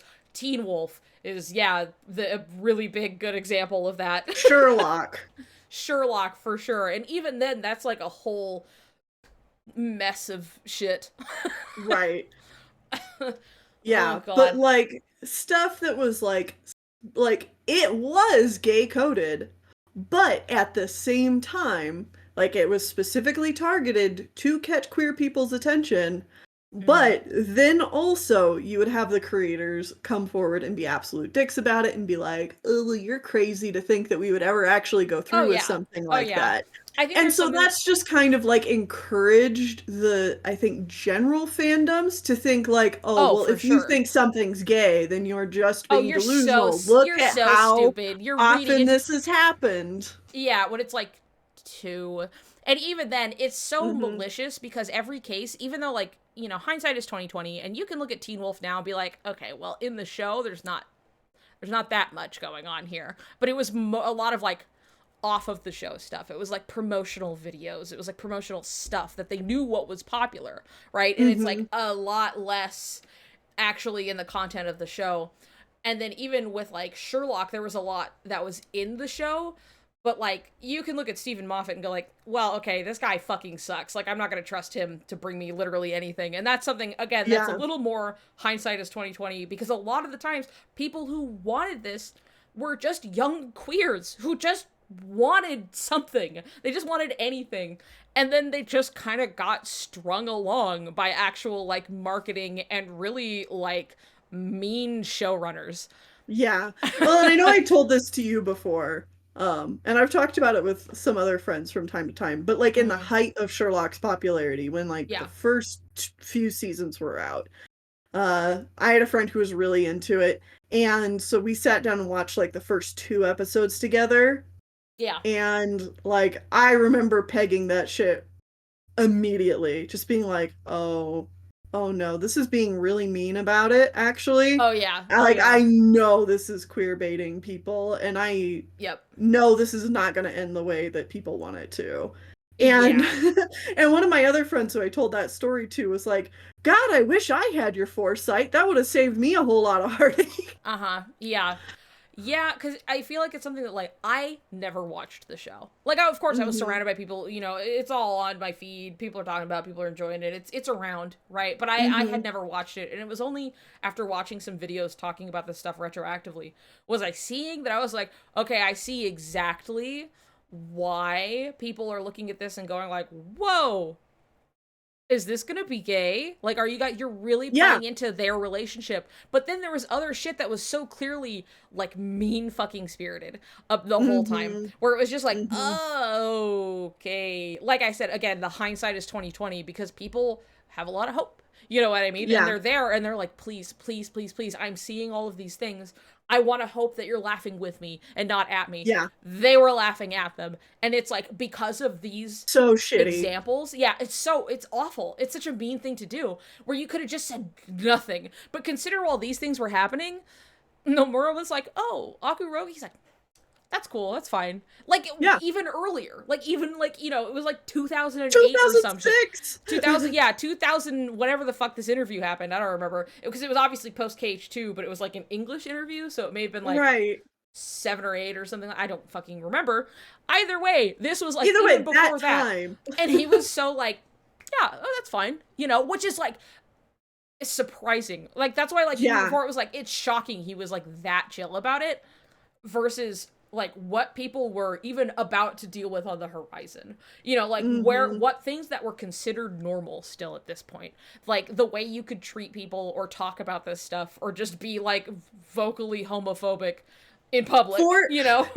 for context, probably just about the same exact time period that Yeah. Nomura was like super chill about Akuroku, Uh-huh. Mike and Brian from Avatar: The Last Airbender were giving interviews post show about Uh-huh. how Zutara shippers were all destined to be in abusive That's relationships right. That's and right. we're all fucking crazy. So like fandom, like, creators were just starting to kind of like have a voice in fandom spaces, and a lot of them did not use that voice well. Yeah. Oh, absolutely not. Like there And was that like was about a no. straight ship. Yeah. Yeah, really awful. People are getting like ads very suddenly. I'm so sorry to all of you. God bless. You're giving me money. So, thank you for your sacrifice, even though you can't say here, you repeat your thing. I gotta spit this gum really quick. Yeah, Henry, let me know, are the ads over now? And I can repeat what I said. Okay. So yeah, so basically like around the same time period, Nomura said like, "Oh, yeah, Akuroku, fine, whatever. Not what we intended, but let people have their fun." Mike and Brian of Avatar: The Last Airbender were doing an interview post the show ending saying that like anyone who shipped Zutara was doomed to be in abusive relationships and were crazy. And that was And about a that was straight about a ship. straight ship. That shit's mean. That's so mean and also so incorrect. But Mhm. holy shit. But like that's just, again really puts into perspective how like, oh, he was like really chill about this. Yeah. That long ago, he was like, which is another thing that drives me crazy when people think that someone's like, even if they're just for fun, engaging with characters and playing with dolls and smashing them together and, having a great time. Fuck yeah. Uh-huh. The fact that like people take that as if it's so disrespectful to Nomura's vision that like people will do this for any series, it's just like, oh god, if like so and so, whether it's like a mangaka or a director or something like that, if they could see what was happening, it's like, ugh, they'd be so upset, they'd go ugh, and it's just like Mhm. so not true. So not true. Could not be farther from the truth in most cases these days at this point. Like it was different then. Mhm. But even then, even in like Nomura's case specifically, he is a chill guy unless you ask him how many women Sephiroth have slept with, and then he's Don't kind of ask upset him with that. you. Don't ask me stupid fucking questions. And then we get like, are these two gay? And he's like, oh, that's not what we were going for, but that's fine. That's chill. I don't want to like step on anybody's interpretation. Have fun, and like, wow, that's really cool. Thank you. Yeah. Yeah. You also have to remember the aughts were mean as fuck. Oh my god, were they? Holy shit. It was a different fucking time. It's so crazy to think about versus how things are now. Uh-huh. Oh my god, it was so mean. And that was just like in the general sphere of media, how often people really it was a time period, I feel like, that like a lot of the general public thought that we were kind of past some of these things, and so it's Mm-hmm. totally okay to joke about this stuff. And then they were just really fucking mean and awful about things, and like making jokes about things that shouldn't be jokes. And how much I remember even just the turning point of people being like, hey man, rape jokes aren't funny and you should stop doing that. And even then, there Yeah. are some sects that like still do this, but now it's a lot more rare to come across that in the wild. And that was something that like people had to actively be like, dude, stop doing this. Mm-hmm. And that took a while to like unroot, you know? So it's like that was Oh, still there's shit. so many things that like that we all had to like unlearn. Like I remember, you know, being educated on why you shouldn't just use the R word Oh as yeah, that was me too. Yeah, for sure. yeah, and gay was often used as a way to call people dumb or stupid. My mom Like, still says that. Even though she's totally chill with me and everything and is even like really uh-huh. considerate in terms of like pronouns, like it's just something that's so like, that's kind of gay. And I'm like, Mom, Yeah. you gotta stop. And the Artsler. It's like these same things where it's just Mm-hmm. like they were just tossed around so needlessly. And then like when you're not challenged on that, which I don't think she has been for a long time, which is why they're Right. still there, you know? But it's stuff that it's just like, oh, for sure. And then also obviously like the F slur, which is in a Mm-hmm. its own kind of precarious situation where I'm fine with it when people are using it with like purpose because they're queer and they don't want like queer spaces sanitized. And it's just like, Uh-huh. yeah. But then some people think that we're out of the fucking woods and everything's fine, so they're just gonna use a lot of mean like they're gonna use like slurs and like homophobic jokes because they're like, well, I'm queer and I can say that. And it's just like this same idea that everything's fine now. And then you're just being kind of really Mm-hmm. mean and you gotta fucking slow down. Well, and that one specifically was, I think, has its own kind of like history behind it too, where it was trying to be reclaimed Yeah, yeah. in the early aughts, but like, Yeah, yeah, that one just has like more of a history. And it's like, I'm not going to say it yeah. on stream. It is something I used Mm-hmm. to use in a sense that, like, well, I am queer, you know, and I'm using this even as much as like a term of endearment. But it's something that's like, can be kind of complex. And the way I was using it was not always the best, I feel like. So, you know, I just kind of laid off of that one a long time ago. Yeah. It's something that's more complex. It's not like black and white. It's just like, okay, we're just gonna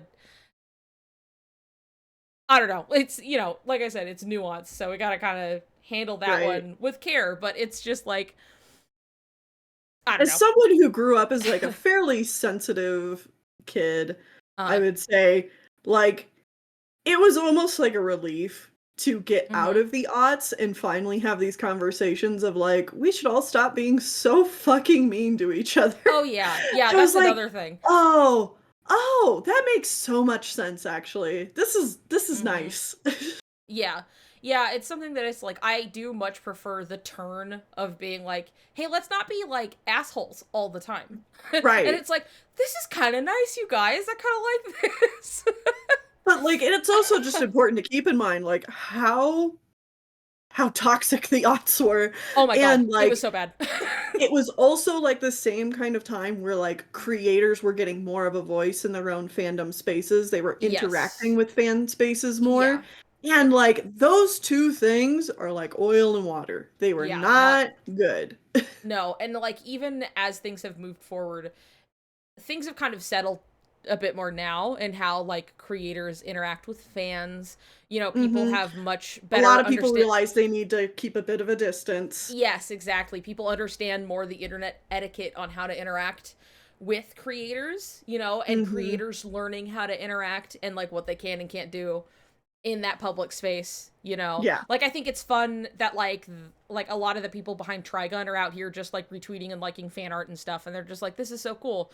And like they kind of Mhm. have like a good healthy relationship with like fandom stuff where they can have fun with these things but like things don't have to get too, you know, And that's another thing where it's like, if you were worried about people being like, ugh, why are you making this so gay? And they're out here and they're just like retweeting all of this gay fan art over and over again. And you're just like, these guys are cool.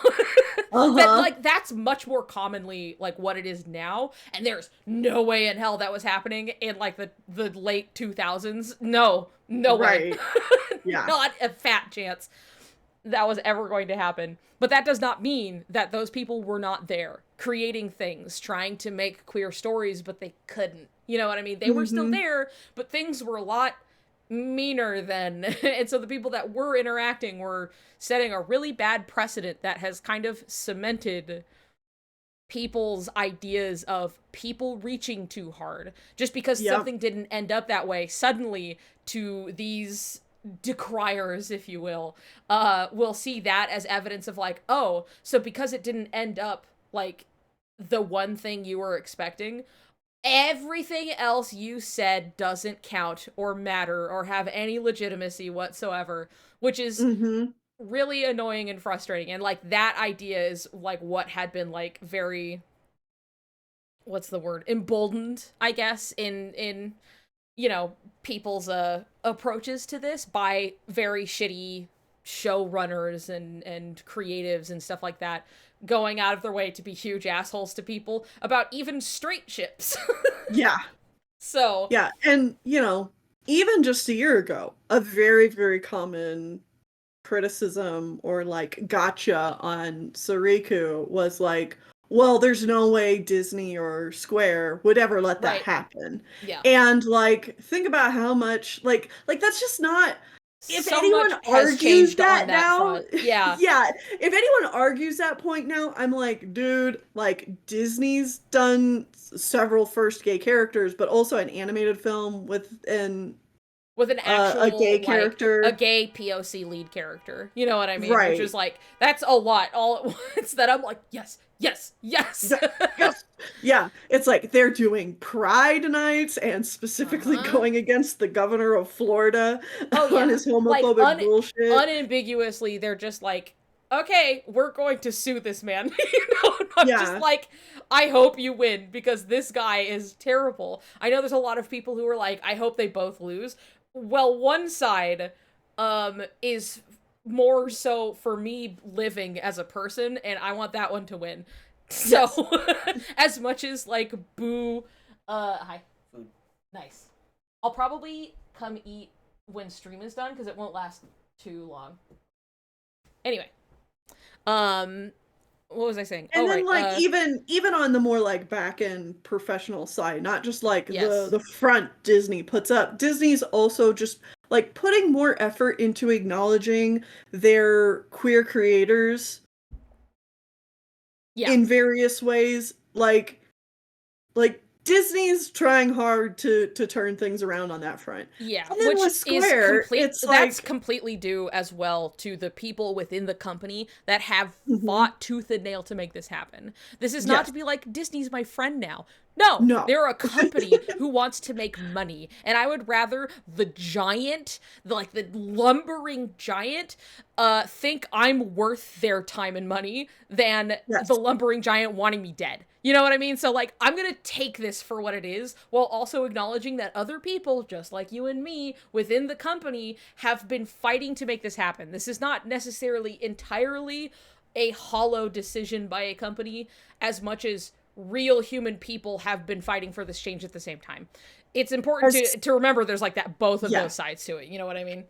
as cynical as it is to say Yeah. that, but like Disney being on our side is good because hey, that Yes. means we're profitable enough for them now, Yeah, which means that exactly. we're like in enough of a good public eye that like that leaves room for things to continue to get For better. sure. And it's also something that is an exposure to people on such a massive scale. People who maybe have not put much thought into this. People who are now seeing the family friendly company go like, yeah, gay people. And they go like, you know what, maybe they're right. And like it's Yeah. that simple sometimes. It's just for so many people, it's just that like their view has not been challenged. They haven't experienced these kinds of things. They have not been made to put this into question, or maybe they're even just regurgitating stuff they've heard from other people without putting much thought into it. It's really, really common. So something as simple as like, here's just a kid, you know, he's just a teenager with a crush and it's on a boy. Mm-hmm. And suddenly that contextualizes it for a lot of people who go, oh, Oh, it's just the same thing. You know, it's just a yeah. teenager having a crush. This is actually really sweet. And And that can look, the dad's completely, making jokes, dad jokes yeah. about it. Yeah, and like Yeah. that shit changes people's entire trajectories. Like even Mm-hmm. whether you're just queer seeing like a normal queer teenager on screen, or you're a parent who hasn't really been put in the position to think about this, having this very like humanized right in front of you. Just in some Yes. animated movie, sure, but like just some animated movie, as if it's not From no, the no, biggest no. animation Oh studio yeah, in the exactly. world. I just feel Yeah. like sometimes people will like devalue like, oh, you had to watch a movie for it to change your mind. Sure, who cares? I'm happier that they had the self-reflection or they changed their Right. position than not, you know? Like sometimes it's Mm-hmm. something really simple and innocuous, but it has been proven over and over again that when you just like humanize the situation of like these gay people aren't gay people whole, you know, like some like they're just like your neighbor, they're like a guy you know at work, or like your kid, or like a cousin or something, you know, they're just They're just a people. person. Like they're just a person, and they're like, god, I really want to kiss boys, says Riku, you know, and it's just like that's like it, there's nothing special Yeah. here. So something like Disney being in this position is incredibly within our favor. Like fuck yeah, I would much rather this, but this is not to say like woohoo, Disney's my friend, wahoo. Yeah. It's just like it's a corporation. But a lot of Yeah. people made this happen, and this is going to be a huge deal and visible for a lot of people who need to see it. Mm-hmm. But so, So, like, Disney anyway, definitely right. isn't standing in the way. Not at this point, Like, no. I mean, I wouldn't doubt if they have before, yeah, they for sure. probably have. If it's been a conversation in the past, it probably has been a Yeah, huge that's yeah. factor And it's not to that's say been that in the they may way. not still have to fight for whatever, because it is treated very differently between like visibly like girls and women getting to be gay on screen versus Mm-hmm. men. That is Yes. disproportionately like not treated the same. And so Yeah. it would be a lot harder of a fight to be like, can these two boys kiss on screen? These two main characters or something of that ilk, right? Would Yeah. still be, that's not to say that there wouldn't be a fight anymore, but like Yeah, it's still not easy to do. yeah, yeah. But to say that like, oh, it's never going to happen because Disney never does any of this stuff. It's like, I'm sorry to say, happy even that has changed. Yeah. That has changed pretty visibly. Like this is stuff that had to have been enacted, and like the gears had been turning like years prior to when we actually saw them on screen, is something you also have to consider. It takes time to make these products. So these are fights that were won years ago at this point, by the time that we actually got to see these. Or at least like a year or two, however, before we actually saw it on screen, kind of a thing. And so that means things are only progressing further as we are moving forward. I'm still of the mindset that there's no fucking way that Disney would allow Mickey Mouse to say like, "Oh, sometimes you just care so much about somebody That that all, all you other know. feelings disappear." Mm-hmm. If like Disney's not they might not understand the The great complexities uh-huh. Yeah. of Kingdom Hearts. But when it comes to dialogue that Mickey Mouse says, they're probably like, hey, what does that mean? Like, I just don't believe that Mickey Mouse would have been able to say that if some talks hadn't happened. Yeah, yeah. Like even just for like, because it's the implication, you know, like Mm-hmm. they are so anal about Mickey fucking Mouse. They do not sway on that guy. Like they don't just let people Uh-huh. do whatever they want with the mouse. You know what I mean? Right. And even while that's like an incredibly like I would say like a tame line that could be interpreted whichever way, you know, plausible Right. deniability kind of a thing. It's For still something sure. that's like, if you know the context literally at fucking all, it's like, oh? Yeah. Oh? Huh, okay. I don't know what else this is supposed to mean, even if people do go, oh, he's talking about saving Aqua. That doesn't make any fucking sense. Sure, you want to say I'm reaching, go right ahead. Mhm. Yeah.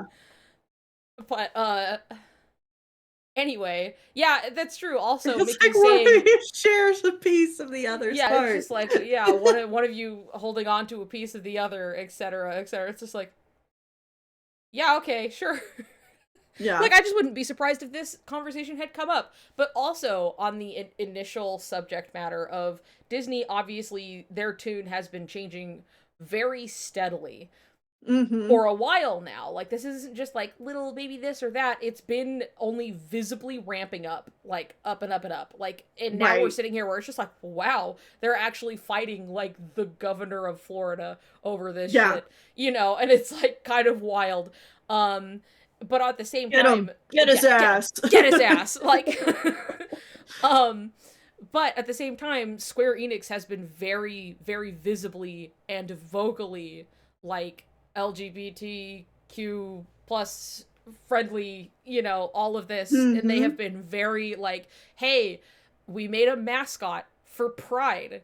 We're not Specifically doing for this to Pride. profit or anything. We just made one and it's really cute. You know, they're really, really Mhm. sweet. Mina. I could have named that fucking thing. I was so close. I was so fucking close. I was the other tweet that was at least secondarily like the most liked tweet for the name Oh. suggestion. And but it wasn't me, so I could what could Dang. have been. Anyway, but Mina's very sweet and very cute, and it's just something that was like, yeah, we just did this just to have, Mhm. you know? And that to me was like a sign of like, you know, good intention. It wasn't just like, we made it and please buy themed merchandise. Like, now they Right. have merch you can buy, but the money, the profit goes to like charity. You know what I mean? But they didn't start with that. They just were like, we made one. Yeah. Hooray! Queer people. You know, you're like, wow, this is great. Wow. Thanks, guys. I So, just yeah, and like, um it's an annotation in the video, but like the near mhm. characters being queer, Yeah, yep. um Just the generally, Kaine and Emil both just being actually confirmed queer. yeah, the news about Final Fantasy 16, you Yes, know? yeah. For whatever grain of salt that comes with that, since we just simply Right. don't know, like, the extent of things yet, but, Mhm. like, I'm looking, you know? Yeah, The Honeybee exactly. Inn, great Yeah, the example. whole Honeybee The whole Inn. Honeybee Inn, and literally any commentary they had surrounding that was all aces. Well, Extremely maybe genuine not and ace, great. but, you know, just great, wonderful, fantastic. But Right. just stuff like that where it's just like, oh, we're seeing this stuff like reflect in like obviously the near thing has been around for a long time now, but like that's something that like it's been around and it's like, oh, near was not super popular up until like Automata specifically, which brought things Mhm. back into the so like you could say it could Yeah. get away with these things beforehand. Um being in like supplementary material despite like implications being in the game anyway that kind of got to exist under the radar for a bit and then now things are getting to be more like just up front like entirely, you know what I mean? And I was gonna make some other fucking point. I think I lost it because then I got distracted talking about near a little bit, but these things have been much more visible and Square's also upfront. probably not going to be in the way, especially for whatever Nomura wants Absolutely. to Square do. was kind of like the last like I they weren't even on my radar of that necessarily being a problem because they were very Right, but it's visibly always what taking you obviously, yeah, it's just like, yeah, hear. corporate can meddle and corporate will meddle. And I'm sure that, Mhm. like, we know for a fact that they have in the past, whether it Mhm. be like about some benign shit or they're like, hey, guess what? You have to remake the whole game in a new engine you don't know how to use. Starting Yeah. now. Here, get rid of that whole year's worth of work, baby. There's nothing to salvage. And they were just like, Oh, and that's corporate meddling. They don't That's have not any fucking choice with that. You know what I mean? So it's not to say that right. these things don't exist, but I don't think this day and age either party is actually as much in the way as people want to think they are. Square, Mm-hmm. especially, not really in the way, and Disney increasingly not in the fucking way, especially as they Yeah. are more and more aware of how popular Kingdom Hearts actually is. They have paid a lot more attention to it and things happening with it, and are probably a lot more, instead of just like, hey, can we make like, there's an advantage to being unknown, and it's like, hey, can we make this thing gay maybe, and being like, what the fuck is this, I don't know, sure, I get, fuck, bye, get out of here, Mm-hmm. fly. But like there's also power to the actual power and clout that Nomura gets to wield, being in the position he's in, to be like, this, if you don't give me Toy Story, there is no Kingdom Hearts 3. And they were like, Right. fine, okay. We'll get it figured out. Yeah, okay, I sure. mean, and like, I don't know how much comfort this brings other people, but like, even at the end of the day, let's say Disney did not want it to happen for whatever reason. Right.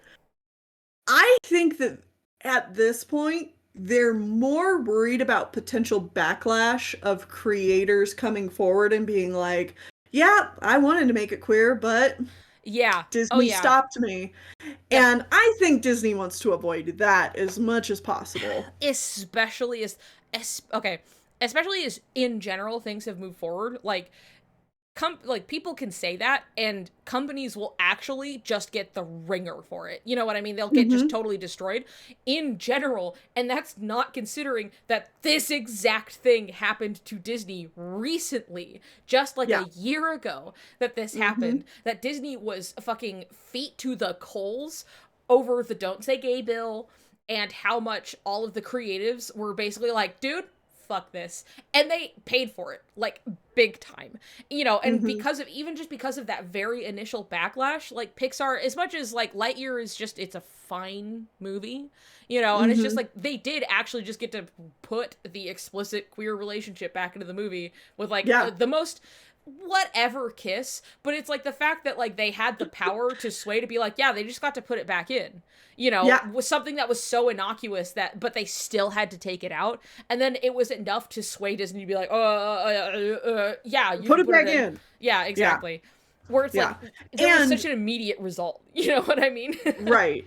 And in a lot of ways, Kingdom Hearts is like this international cooperation. It's not just like a video game franchise that Disney is behind. Like, Yeah. it's two companies coming together from different countries.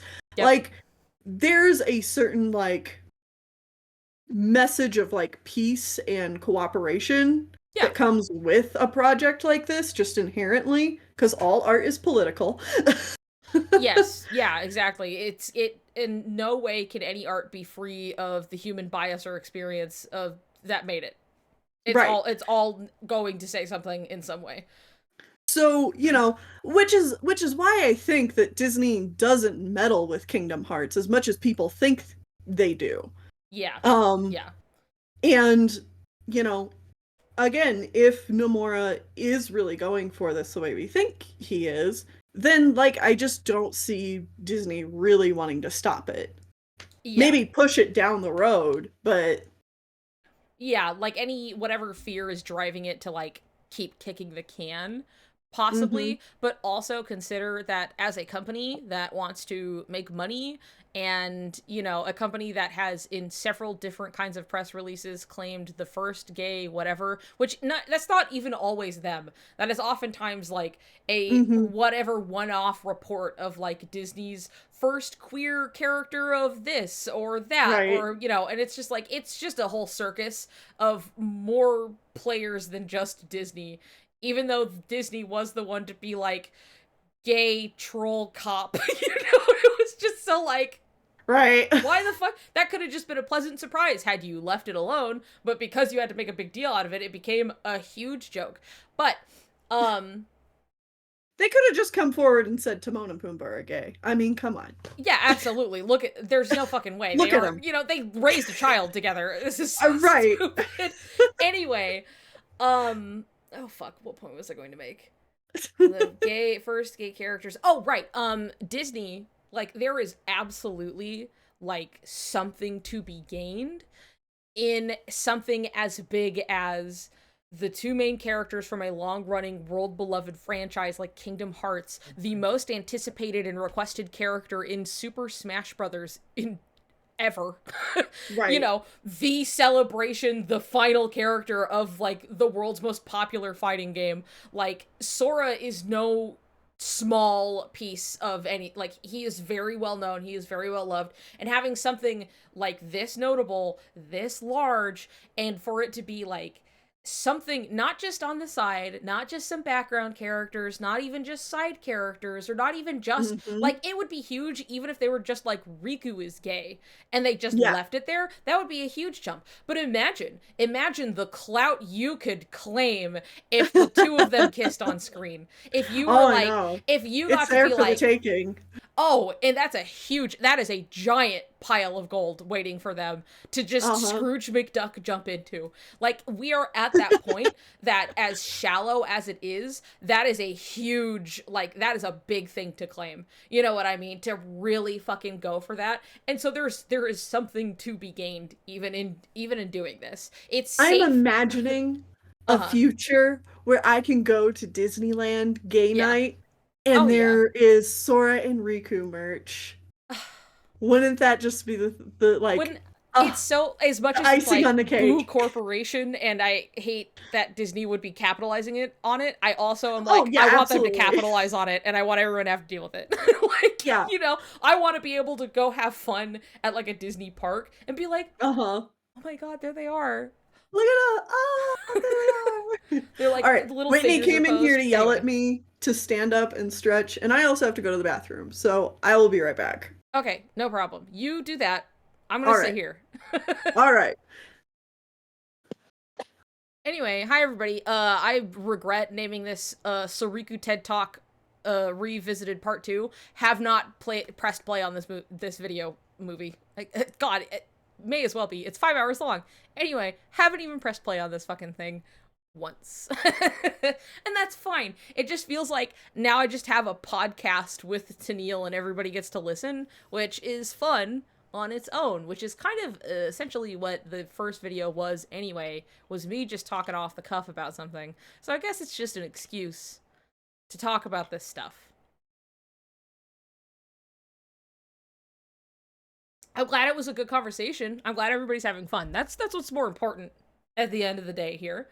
And it's stuff that, like, I am thinking about, like, all of the time and love to talk about.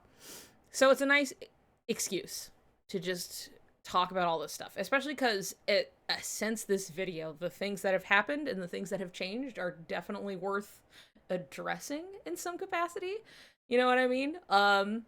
Even just like real world political stuff like we have been discussing with like how things even with Disney have been shifting like visibly, like things have changed a lot since just this 2019 video of mine.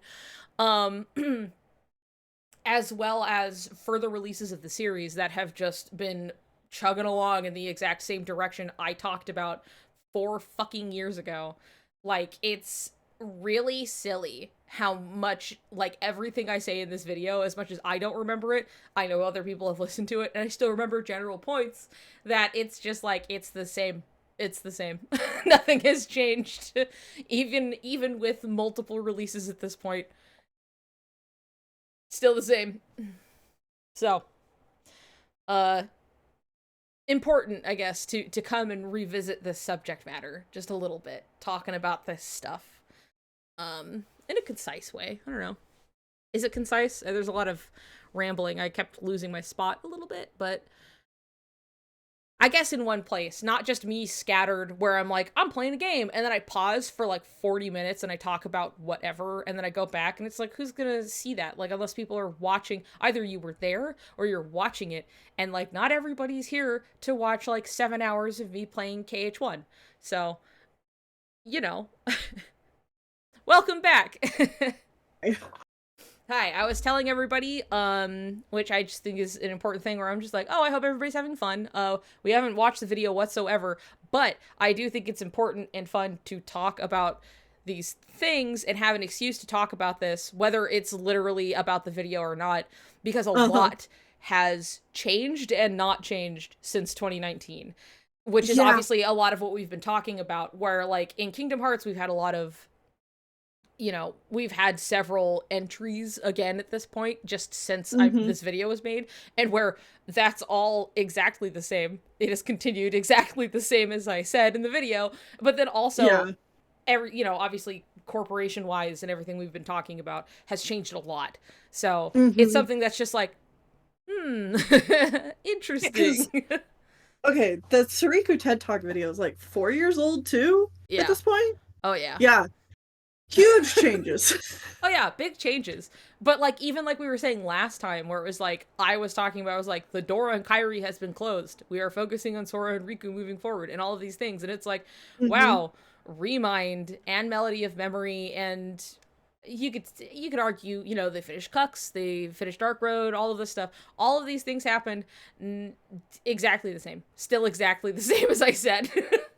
Speaking of Dark Road, that was one thing when Yes. I was watching the stream of you going through it again for the first Yes. time. Yes. Uh there was so many things that Mhm. like I picked up from watching that Yeah. where it's just like, yeah, this is really, really foreshadowing what themes they want to explore in Kingdom Hearts 4. Yes. And like I do think it would be really fun to see you go through it again on stream. Yeah. I know it's really long, I do so it though. like Less of a problem of length, more just I just need to be pushed into doing it again. But I would mhm. love to, because even like my first watching of it, again, I don't remember everything I said, but I do remember because I haven't watched it again since. So this is still what was generally from me having watched it, that there was a lot in Dark Road that were like focuses on like themes and things they intend to explore moving forward. That was Mhm. really refreshing to see, specifically because there have been a lot of like about like, well, is light really like good? Yeah. Is Yeah. darkness really bad? And like it seems like such a simple conversation to have that they just kind of haven't quite had yet. That they've like Mhm. talked about, that they've, paralleled, that they've implied, The setup is there. Riku's entire journey, Xehanort's like fucking journal entries in Birth by Sleep are pretty on the nose about it. Yeah. Being like the tyranny of light and all of this stuff. But we haven't quite gotten to see it like enacted in the series Mhm. yet. There's a lot of just like the darkness that we have experienced up front thus far have been bad actors. But that does not mean that it isn't open for this. Like Riku being a good example, right? Of he is doing this, and that's like the whole big point about his whole everything. But it's just like, Yeah. oh, okay, this is still something to be like gone into, and Dark Road was like, hey, remember that? Anyway, and then they just bring it all back and they're just like actively talking about it on screen. As Yeah. well as And like other just all of Dark Road. Sorry, go. okay.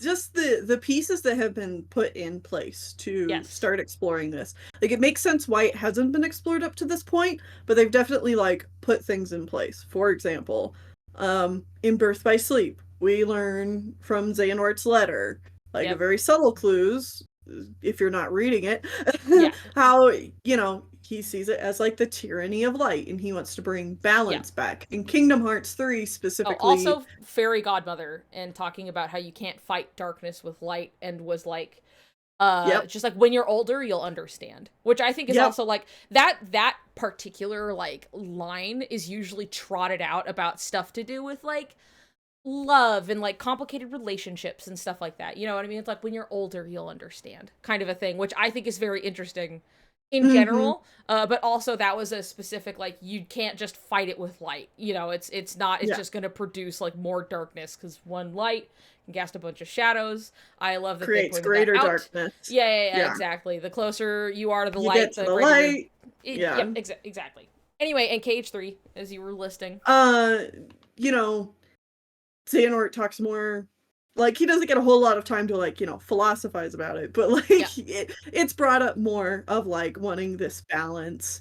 And Kingdom Hearts 3 specifically very adamantly says that the way Xehanort is going about doing it is wrong.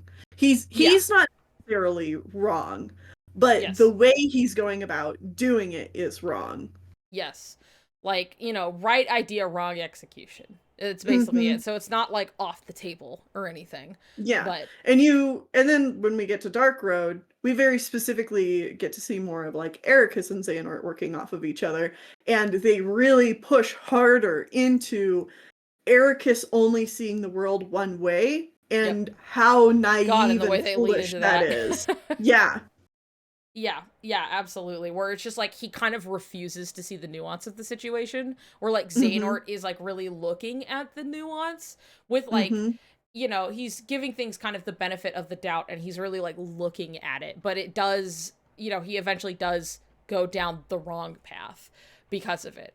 Like, It's he opens No, go himself ahead, sorry. up to making that like wrong turn, you know what I mean? Which isn't to say Uh-huh. that it by itself is wrong, like, because he's obviously got a lot of good points and he's just like being observant and talking about things, and he's very literally like Kingdom Hearts empath, can like sense people's like feelings and intentions and stuff like that. Right. So he's just like, oh, this guy's bad news. You know what I mean? But otherwise he's still like, look, like light and dark is just, it's not that simple kind of a thing. And then Eric is like, it is. He's so mad about How it. can you But even say darkness could be good? Yeah. yeah, but like, even though it's like, I don't know, I feel like some people get really like on about like Xehanort being a villain, and it's just like Mhm. he's got points though. He's not saying anything wrong. He just later in life does things wrong. That He, doesn't like, mean what he's literally saying now. used and abused and, Oh like, yeah, he threw was people like to the really side. awful. Yeah, he like killed people. So Yeah. like, I'm not saying he's not a bad guy, but like, all roads to hell were paved with good intention. Right. So Yeah. I don't think that he would be Nomura's favorite character if he wasn't complicated like that. yeah, yeah, for sure. I mean, we don't know that he's his favorite character, but just, based on how he talks about Yeah, based on how he like keeps trotting him back out, and he's just like, "Wow, yeah, you can't look at think this that guy. he didn't go bald though. He's a true Chad. He never went bald. He just shaved his head. That was his choice." It's But a dedication. and then But he that's draws a what's nice so picture of him with an umbrella in the rain, and you're like, uh, Nomura. well, But yeah. anyway, But that was part of what was so interesting about Dark Road is that, like, in Kingdom Hearts 3, the side we get to see of Ericus is he's regret what he's done. He acknowledges that, like, he yeah, hurt the Wayfinder trio, and but at the same time it's not really going to go like into it. yeah, Whereas Dark Road, while it's not getting into like that specific trauma he left them with specifically, it yeah, is going into just like how ugly this idea of his is. Like, yeah, you really get to for see, sure. like, the nasty side of Ericus kind of come out, even if he never does anything villainous. Yeah, you can just see how many problems this causes. You know what I mean? How much he staunchly refuses to like acknowledge even like stuff with Vor and how bad Mhm. that goes, you know? And he just He's won't. very easy, like, he's very quick to just wanting to, like, throw away his friendships Yeah. Yep. because of his own problems. Yeah. His own baggage and hangups and Yeah. things, and he is not a perfect man, that's for sure. Or boy, I suppose. But it's still like it's Dark Road exists as a means to see a bit into Xehanort's like past and how he got where he is, but even just by way of like where it is timeline wise, as far as like we are getting it at this point, we are getting this in between waiting to move forward, and this is a Mhm. means of very easily bringing up points that still need to be elaborated upon. Like, this is like, okay, here are things to focus on moving forward. You know, like, these are all important. Vor. Yeah, Vor, okay? Her name is Vor. Anyway, um, uh, But yeah, then, it's a means to just paint stuff moving forward. Continue. yeah.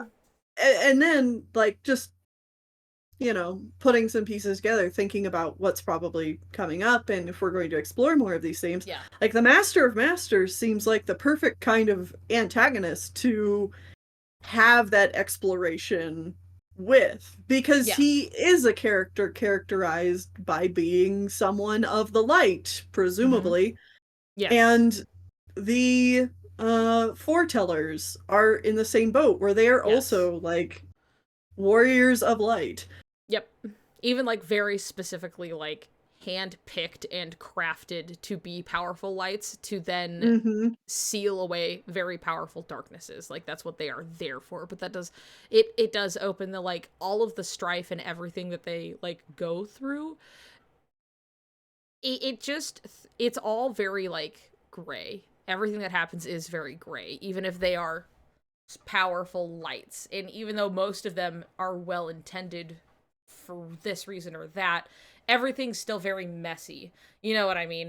And Mm-hmm. so it's like there's a lot of setup for just like, hey, like even just mom as a character in general is very obviously like morally ambiguous and gray in that way. Uh-huh. You know what I mean? It has a lot going on. Even just Master of Masters theme is Oh, I so love much. it. It's so good, but it's also just telling in that way that it's like it is like Chaotic. a yeah, it's a chaotic like it is a like this mad like genius like plotting like orchestrating this whole thing. Not even and Uh-huh. it's just like again, not even necessarily like strictly malicious, but morally gray. He's got a Yeah. lot fucking cooking and some eggs are gonna get cracked, but like it's gonna be weird. It's Yeah. gonna things are gonna be a time. Well, and similar to Xehanort, I don't doubt that his intentions are probably good, but the Good. way he He's has just gone like, I'm about making the it, tough decisions and like y'all are yeah, just gonna have to fucking deal with it. exactly. Mm-hmm. Mm-hmm. Yeah, and people are just doing things in different ways. You know what I mean? So it's And again, thematically, it just like how Sora and Riku play into all of that is just like, ah, mm-hmm. yes, of course. Oh, yes, of course.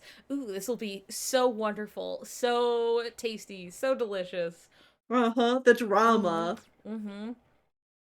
And Yozora, just Yeah, yeah. all You of know, that. that was another thing I was gonna say is like when it comes to theorizing about Kingdom Hearts stuff, like Yep. the characterization we can pretty well like, yeah, like this is probably where this is going.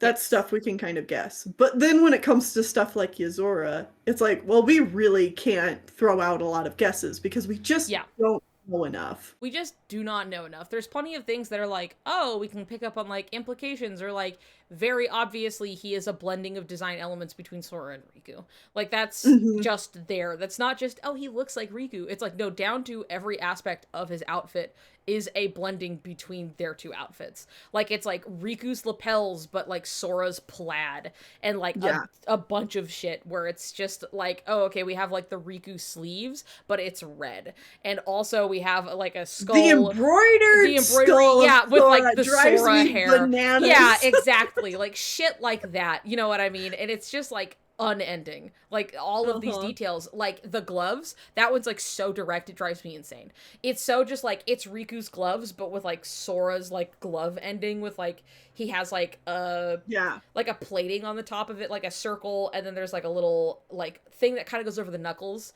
where it's just like Hmm. circle and then like curved piece that goes over it, kind of a thing. Yeah. And it's just like Riku's gloves with Sora's like that topping from his gloves on it, you know. And it's just shit where it's just like, look, as somebody somebody who's drawn their outfits 4 million fucking times, I can tell you Uh-huh. with certainty. Like, you can just look and go, oh yeah, like this is shit where I'm like, if I were trying to blend their designs and outfits together, I would be doing this. You know, Right. it's so like straightforward in that way.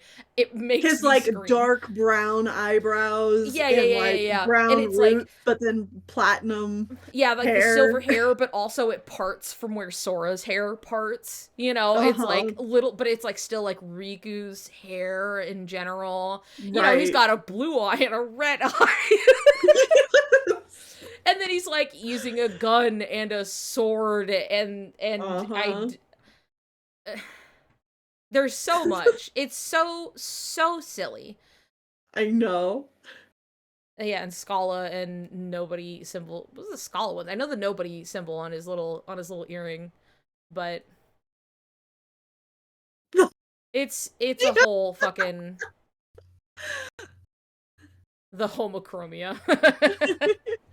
But yeah, it's a whole thing where it's just like, okay, yeah, we can definitely take that he's probably connected to Sora and Riku And just he's by his not supposed to design. look the way he does. Yeah, I wonder what's up with that. I wonder, So there's some symbolic reason why he looks like hmm, that. so strange. Yeah. Yeah.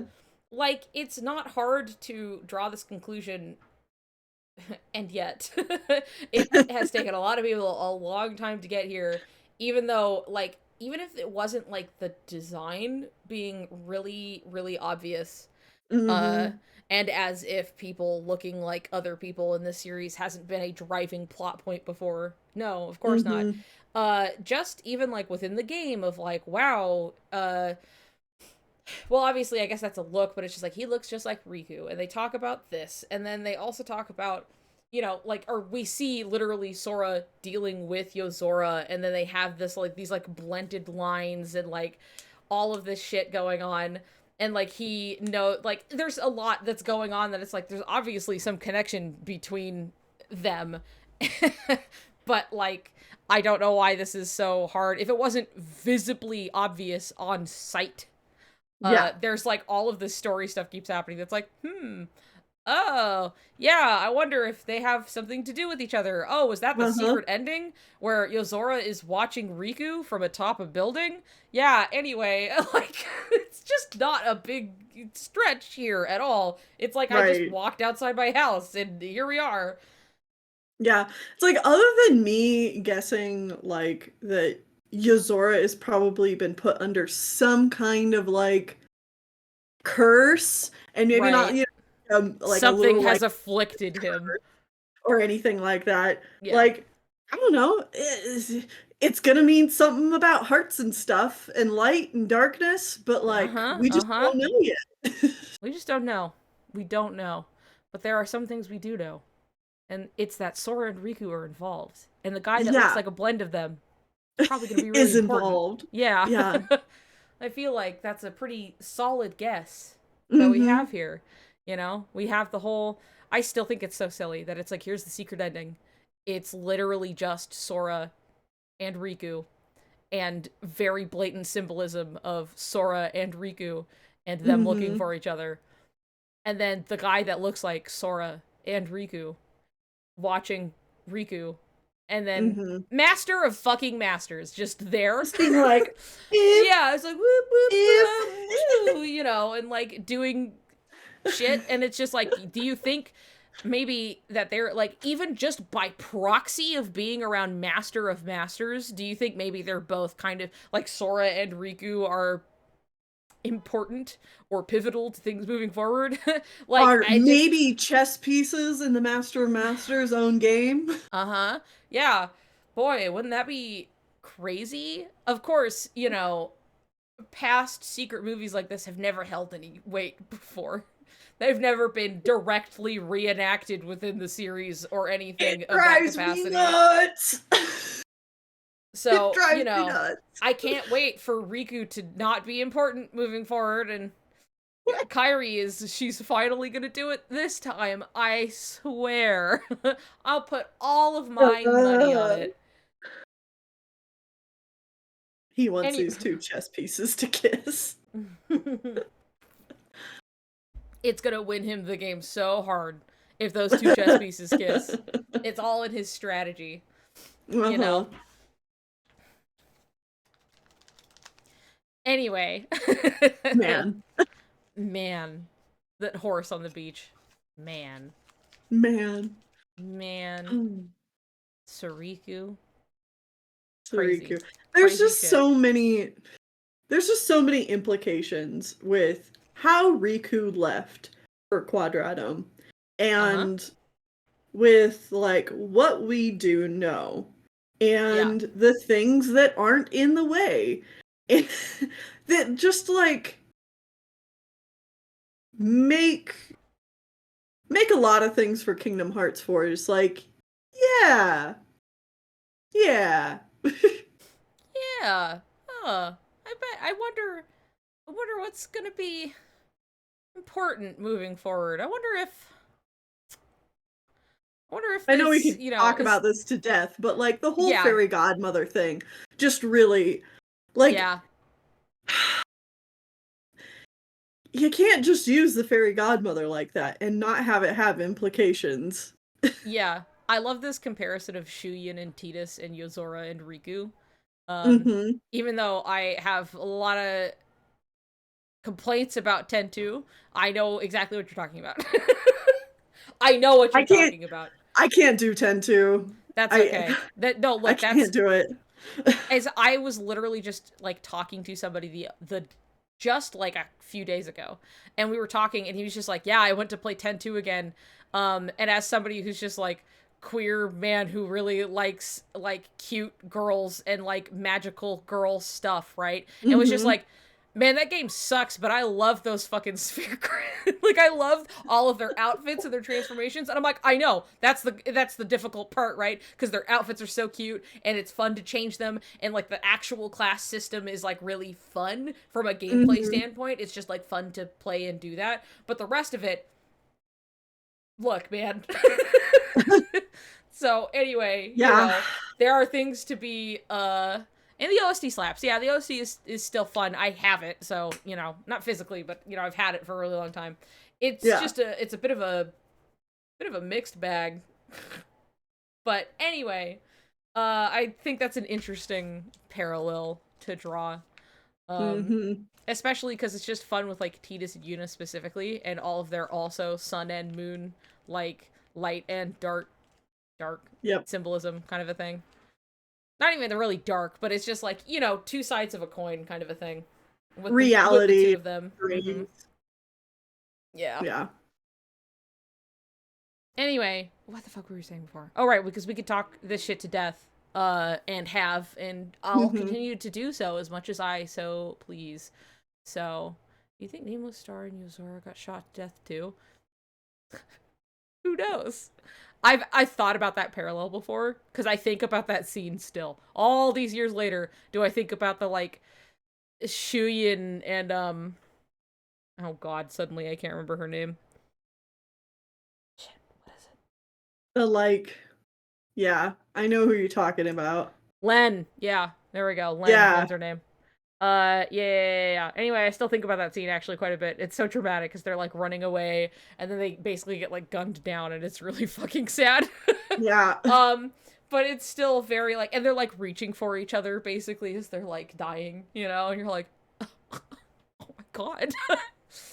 But anyway, use those cool parts, from 10-2, then anyway, dramatic. You can't have like, look, what do we call them? My partner always ends up really liking couples that are like, if they're straight couples, they have to have some tragic thing happen to them, and this just happens to happen a lot. So Uh-huh. we call them the dire straits. And so it's like 2B and 9S are like a great example, or even like Uh-huh. Tidus and Yuna are a great Right. example. It's always just like, I really like these characters. Yeah, I really love their relationship, and it's always some tragic shit, and only with the straight people, over and Right. over. So the dire straits. And so yeah, Len and Shuyin would be another example of dire straits, and that's what makes it interesting. So Anyway, I am very interested to see what's going on with Yozora and Nameless Star, and the Mm-hmm. fact that like people have separately been like, "Oh, Nameless Star's name must be Sora," and I'm like, "So you're not, Mm-hmm. but you're not seeing the Yozora looks exactly like Riku. Are you fucking kidding me? Like, you look Right. at him, and if you're not paying attention, you could think that that's Riku."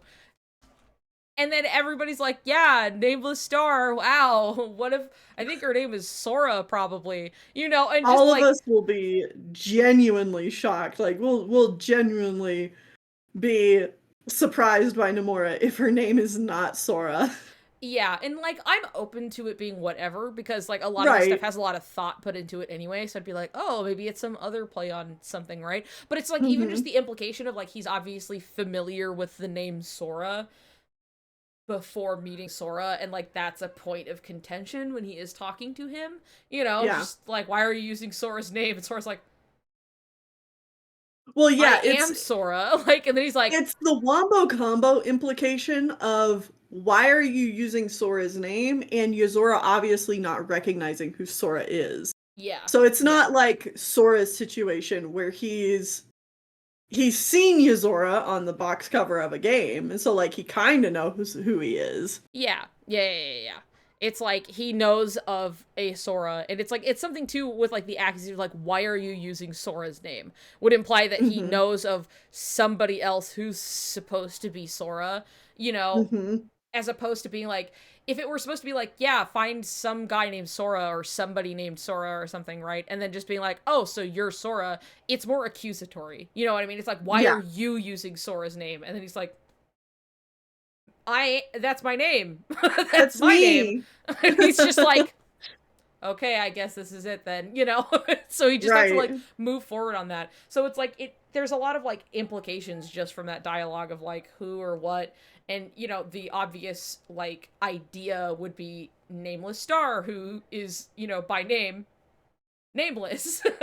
Yeah. And somebody who Yozora wouldn't exactly remember, uh because of everything in like what she has said. What that implies, the state he's in currently, would be that Right. like, once he realizes that she's gone, that he's gonna be real fucking upset about it. And so he's Mhm. sitting in a weird kind of hazy zone of like, I know I'm supposed to do fucking something, and I'm supposed to find somebody who's really important and save them, but I'm not really sure. And then I ran into this guy, and he's supposed to be Sora. Am I gay? Right. Like, he's like, is that some? I didn't think it was gonna be a guy. He's like, I don't know He's what the like, fuck's going on here. wait a second. And then Riku comes in. He's like, no, that's me. I'm sorry. That was supposed to be. That's me. I'm the gay one. And he's like, That one's oh, mine. okay, got it. All right, sorry, we got this mixed up. Like, we grabbed the wrong carts at the grocery store. Oh, we oopsie. Sorry, we man. swapped Soras. Whoops. Yeah, oops. I left him in the cheese aisle, and I came back, and my cart was gone. It's just so um, yeah, he has a Shang moment of just like, me gay? And then he's like, oh, right, girls. No, girl Sora. Got it. Right. Okay, thank you. Gotcha. Yep. uh, but it's also like, it's just something that it's like, oh, it's a reasonable conclusion to make for a number of reasons. And then, but then it's Mhm. also just like, so the girl is maybe Sora with the guy who deliberately looks exactly like Riku, and they have called attention to that in game. Yeah. If you cannot see that with your eyes, he's very And how good obviously, looking he is. yeah, just he's so handsome, he's so, I've never looked this good. Damn. Woo, Uh, So I just feel like, that's one small part of so many one little things. drop in the puddle. One little drop in the ocean of Yeah. Soriku, to be fair, but it's just so funny that it's like literally anywhere you look, and you're just like, oh yeah, that also this, yep, that would make sense if this was this thing that we think it is right Mhm. here. This through line sure makes sense. It's Yes. kind of talking about like the rationalizing thing Yeah. again. It's just like, you know, if Sokai's canon, then like there's so many things you have to like rationalize away. Yeah, there's so But much like, like of the heavy lifting you have to do to make that true for yourself, I guess. right.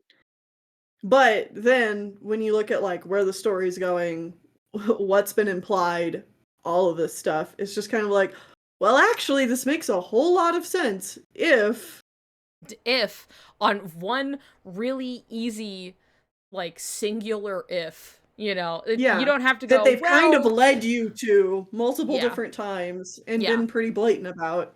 Mhm.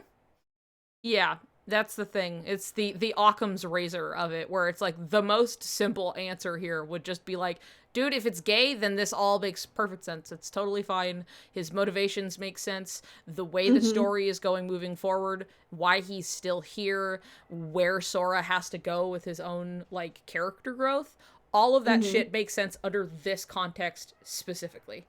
And it's Why the Masters of Masters would be interested in both of them.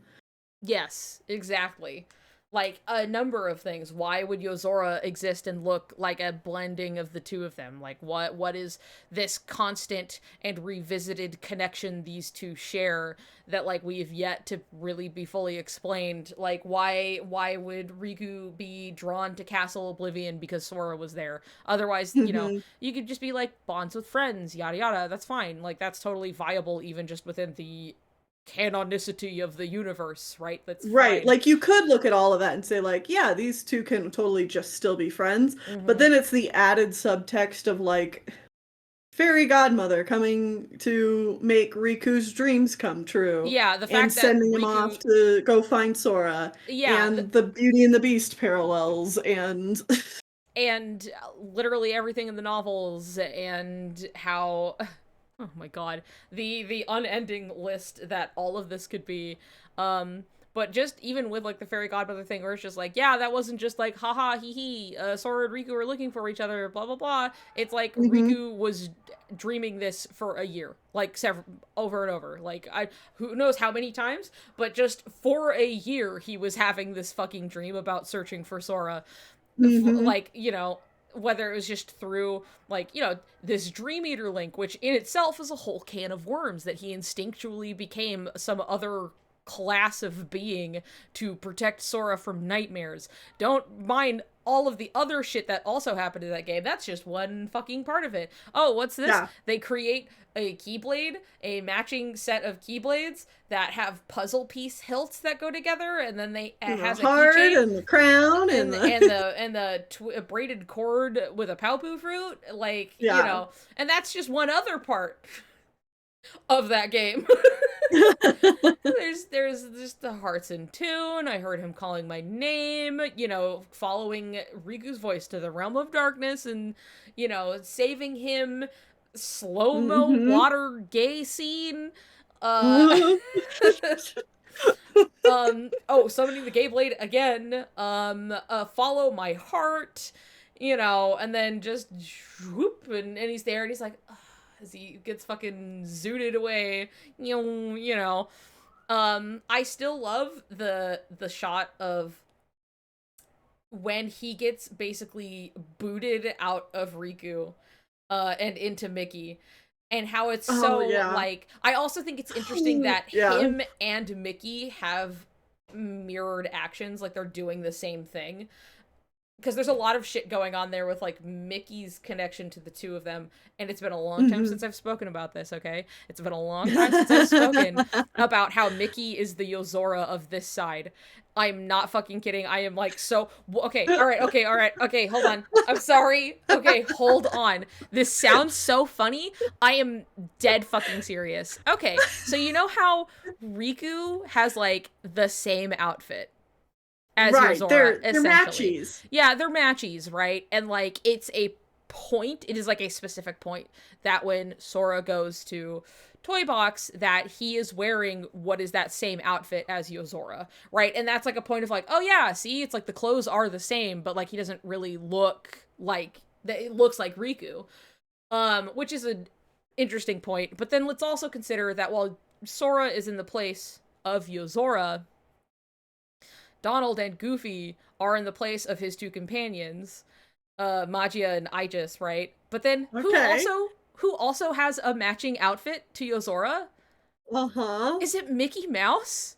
Is Well, it Mickey Riku and fucking Mickey Mouse? are matchies as well, so Yeah, they yeah. are. So yeah, he does have Yozora's outfit. Oh, but hold on, what's this? They're always included in this like trio of power all the time. Sora and Riku and the King. Oh yeah, remember their special like whole thing in like their special group attack, The End, where it's the three of them doing this big fucking like triangled like bullshit attack that they do Uh-huh. together, and that Mickey, of all people, has the other kingdom key for some reason.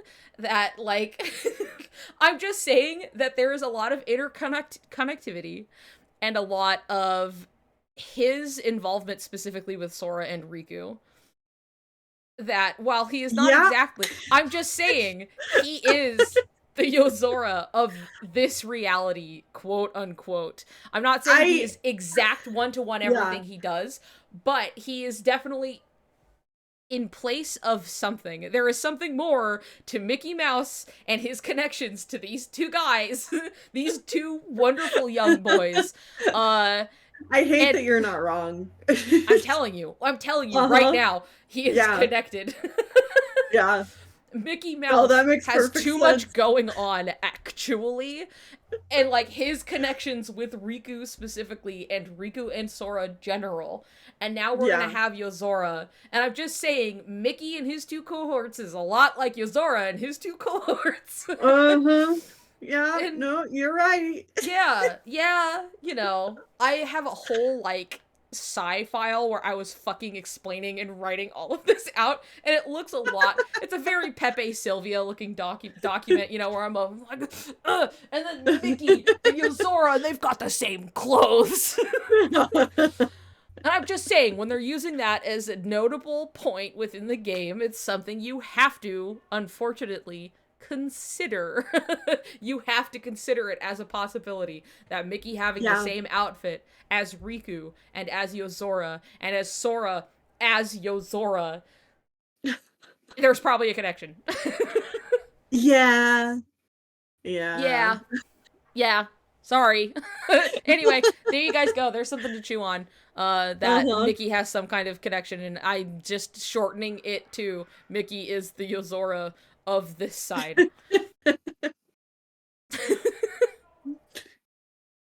Anyway, Father-in-law. Mickey going to Scala makes me go feral. Yeah, father-in-law, basically.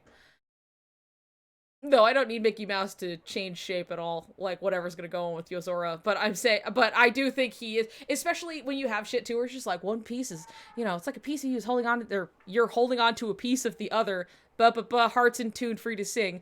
And then Mickey's like, I hope I can be a part of the team someday. And you're just like, sure, Yeah. Mickey. Uh-huh. Yeah, no problem. But like they are always like basically together as like a trio of like these are the important characters. Donald and Goofy are there Yeah. too. And then it I ends wouldn't there. be It surprised. stops. I wouldn't be surprised if at some point we either get like a whole game or like the end of the series Yeah. is Sora, Riku, and Mickey like teamed up Yeah, together. actually, like I would not be genuinely, I would be unsurprised. It would be the most, and we're bringing it all back in together. Like we're bringing Mm-hmm. it all back, and it's gonna be Yeah. King Mickey and Sora and Riku. Me, Me, the the king, king, and and Riku. Riku. Yeah. We can take on We can take anything. on anything. Right, Riku? Jesus. Right, Riku? We're fine. We're fine. It's fine. It's normal. We're fine. So normal. There's this one tweet, and I love to remember it, that it's just like me, insane, talking to my friend who is also insane. It's like, you're not insane, and neither am I. And like, that's just the tweet. You're not insane, and neither am I. And so That's right. I say that quite often to just whenever we're just talking about whatever, and it just go, you're not insane, and neither am I. So, anyway, you know, hearing kids scream outside, good for them. Oh Get yeah, it I'm out. glad they're Get it having out. fun. Yeah. I'm screaming in here, you know, Yeah, it's better about to do screaming outside anyway. Yeah. Yeah. It's a good thing, you know. Get it out there where everybody can hear it. But anyway, there you go. That was my that's my one thing. You know, quote it, put a timestamp on it or whatever, and then meet me in like 3 years and see where we land.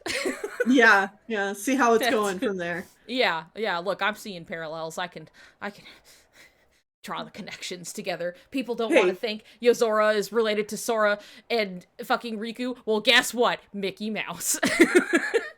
it sure will be wild to see, 3 years from now, where we Yes. are in Missing Link. I'm sure Kingdom Hearts 4 will be out by that point. Yes. Um, and, we may look God, I back on a lot fucking of hope this and so. be like, oh, we were so naive back then. Oh, Uh, oh, we were playing it so safe. It's like, yeah. what's gonna happen? We were so like, well, even though we're like, I'm pretty sure that they're gonna be gay, and then, but Mhm. like, we are undershooting it. I swear to God, anytime I like think something for sure, and then it's like, guess what? That, but more. Yeah, even more. I will say, I Yeah, am fully prepared for KH4 to all but imply, Soriku endgame actually, just yeah, continuing down yeah. that train. But I am fully prepared for that game to end in tragedy. I can agree. Like okay, I have said this before where I went in with KH3 with really low expectations in the way that Hmm. like I at least thought that they weren't going to make Sokai a thing, but I did Hmm. not think that they were going to be like that anything with Sora and Riku would really take a back seat. And like it still did, but also there was shit that was way like, dude, what the fuck? Like I did not expect, you know, like the Realm of Darkness scene was like a lot. And Uh-huh. stuff like that where I felt like, wow, I really fucking undershot what to expect here.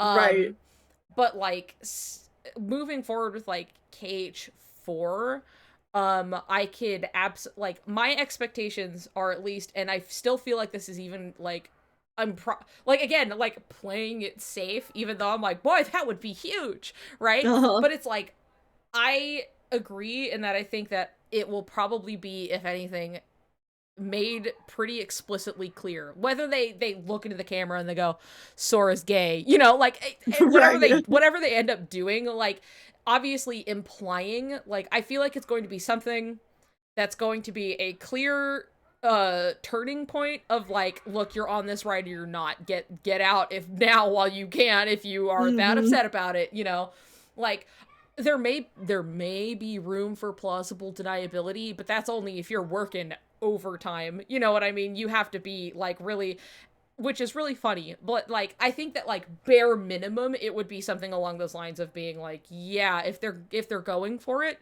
that now is the time to start going like, all right, and they pull the fucking sheet off and it's just like, here it is, Yeah.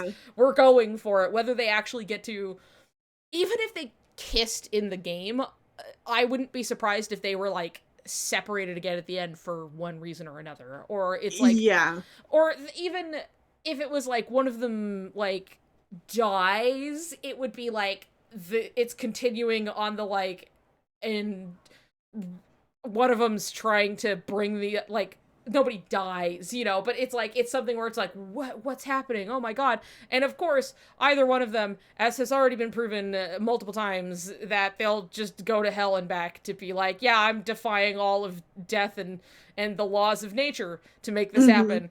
So here we go. I doubt it Yeah. would kind of leave off on something like that, because I I also my it depends. yeah. Separation, yes. Death, probably not. Simply I mean, because they already kind of did that. they already did. You're right. So I doubt they would kind of, because literally it was like it's a slightly different context because one, they already did that, true, but also two, if they are much more explicitly leaning into this story being that they are big gay in love with each other, that might read more negatively at that point if they were to pull something like, and then one of them died, quote unquote. Mm-hmm. Because I don't think they're stupid, right? There's Right. definitely there have been discussions, gay people dying, etc., etc. Even if they did not, even if it was like moving forward, like, oh, they're gonna save each other, oh, it's gonna be this whole thing, blah blah blah blah blah.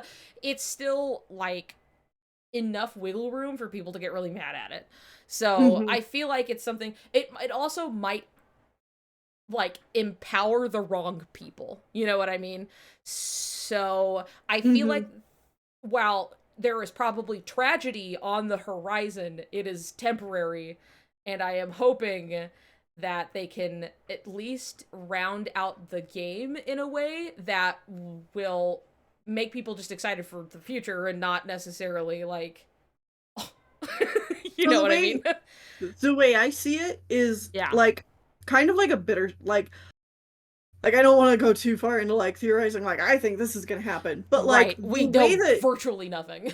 right, but like the way that Kingdom Hearts 3 kind of mirrors the ending of Kingdom Hearts 1 where like the three are separated. Kairi is now kind of like in the place of Sora where like she went to sleep. Riku is on the journey to go find Sora. Um Yeah. like that whole situation. I am kind of wondering and kind of hoping that like Kingdom Hearts 4 will kind of take like a Kingdom Hearts 2 ending approach, but go like I harder can with it. I can see where you're going with this because I've Right. had this kind of discussion before. Continue. I will let you finish. Where like maybe Sora and Riku are going to actually be stuck in unreality Yep. Yep. at the Yep. end of or someplace else that we don't even know Yeah. the Yeah. concept of yet. But I like uh-huh. Keep going, they'll sorry. be stuck somewhere and like maybe still dealing with feelings or there's some like fallout or there's something like dealing with the master of masters that Mhm. like kind of separates them a bit but also brings them together, whatever, the Right, right, details. right. There's a lot of tragedy on the horizon. It is all but temporary, kind of a thing. Right. But like Yeah. I have even just for fun, right? Even just like hee Hmm. I'm having fun. Um Yeah. I think of that one tweet that's like men having like headcanons or writing fan fiction and then treating it like making a Like 4 hour a video theory. that's a theory. Yeah. So Yeah. here's my theory. That's Theory just me having headcanon. fun. Yeah. But it's like the Yeah. idea of like them either having to stay on that side, which is a separation from like home and everybody that they know, Uh-huh. a la the realm of darkness, right? With that same kind of a thing. But there's also like I've had fun with the idea of just like, okay, what if Sora, who's always been so very like he's put everybody else first. He's done it so hard that he disappeared. You know what I mean? That like Right. now that he's here in this other world, and now that like maybe his priorities have shifted a little bit. Now he understands himself a little better, and now he's kind of just here with like Riku, so cool, so handsome, Right. so handsome like this guy. Hi, baby. Ah. But like even like Sora always so giving, having a moment of maybe wanting to be even just a little bit selfish and to be like, well, we don't have to go back. Maybe we can go back like later, but like I'm not in a rush. I'm not in a rush to leave, kind of a thing. Right. And like Riku probably being incredibly confused about this because like, but Kairi's back home. What are you fucking talking about? Why don't you want to get back to? So You it's have just to get like, back home. uh, it's fine. We're having fun, right? Huh, buddy? But like anything that like maybe like they have to, or even like, ooh, the tasty drama of like Sora kind of wanting to stay for a variety of reasons, that it's less about maybe the place, but more about like just getting to have this thing that he wants, which is like having this time with Riku or whatever, right? And so like whether it's them having to like make this sacrifice of like they have to stay there or they have to make the decision to, despite the fact that maybe they could never convey this message to their friends or something, right? like we saved the world. Like what's wrong with like staying here and helping out these friends and Yeah, yeah, just taking something. some time for ourselves? Yeah, exactly. Stuff like that. Where it's like, it could still, like, something like that can still definitely be, like, bittersweet. You know what I Mm-hmm. mean? Where it's just like, it is something that could be nice for them and that they're like, to get, because that's what the Realm of Darkness was that it was something that it was like, despite it all, they're happy to be here because they're together. And like, this Yeah. place sucks and it's damp and cold and everything. But you know what? I kind of don't mind because I'm gonna be here with Riku, Yeah. like, that's all he kind of cares about. Like, everybody I know is on the other side at home, but like, I'm okay with that. I'm okay because I got Riku. We're back together, Mm-hmm. baby. Love that. Not really bothered by that. I'm just not gonna examine it very much. I'm just gonna really be in the moment of like, yes. Just enjoying this. Exactly. Nice. Exactly. Hi. You should have food. Did your thing not go off? I'll fix that when I go down. My sweet angel, he's so hungry. He's dying. You can see like his eyes like peek out over the top. Just little Freaking bloops. texting Mickey. It's gonna be a while. I'll be back later. But But anyway, anyway, on that note, it is yes. actually time for me to take off. Yes, and go see the Mario movie. I will not keep you. Yeah. I also have food to go eat. I've got some chicken Yeah. adobo waiting for me, so I'm excited to eat it. That's a good note to leave on too. Yes. Yeah, I think so. Um, well, shit. I guess we should continue this another time, but Yeah. I'm having fun. I don't know, but Yeah. we'll see. I'll talk to you about it later, I guess. Anyway, you go enjoy your movie. Yeah. Yeah, part 3, baby. Yeah, we'll sort that out. But also, fucking, I'm gonna be real. Tears of the Kingdom is coming out this Friday. I'm not even Yeah. sure if I can stream on Thursday. We'll see. I might be busy. I'm taking my learner's permit test to drive cars. I'm not exactly Oh. excited about driving cars, but I have to be a responsible adult with life skills. So, Yeah. so I Good have to luck do with that. that. Thank you. I'll let you guys know how that goes. But either way, I'm definitely going to be absent, as is Tennille, for fucking sure. We've discussed this. So this I'll might be be the streaming Tears of the Kingdom, so if yeah, you so you can wanna, just go hang out. You can just go hang out with Tennille and watch that because I'm not gonna be streaming that. I'm gonna yeah. be downstairs watching other people play it insane.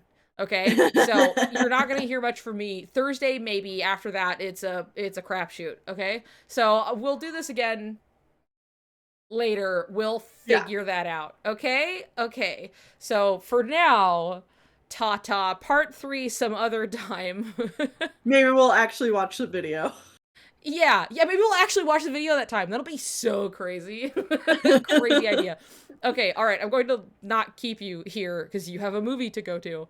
So, Yes. goodbye, everybody. Thank you for hanging out. I'm glad you're having fun. Goodbye. I've been having fun myself, and I'll see you next time, okay? Okay, where's my fucking mouse? Where'd it go? Okay, there it is. All right, goodbye, everybody. Goodbye. Thank you for hanging out. Say bye. Toodaloo. Goodbye.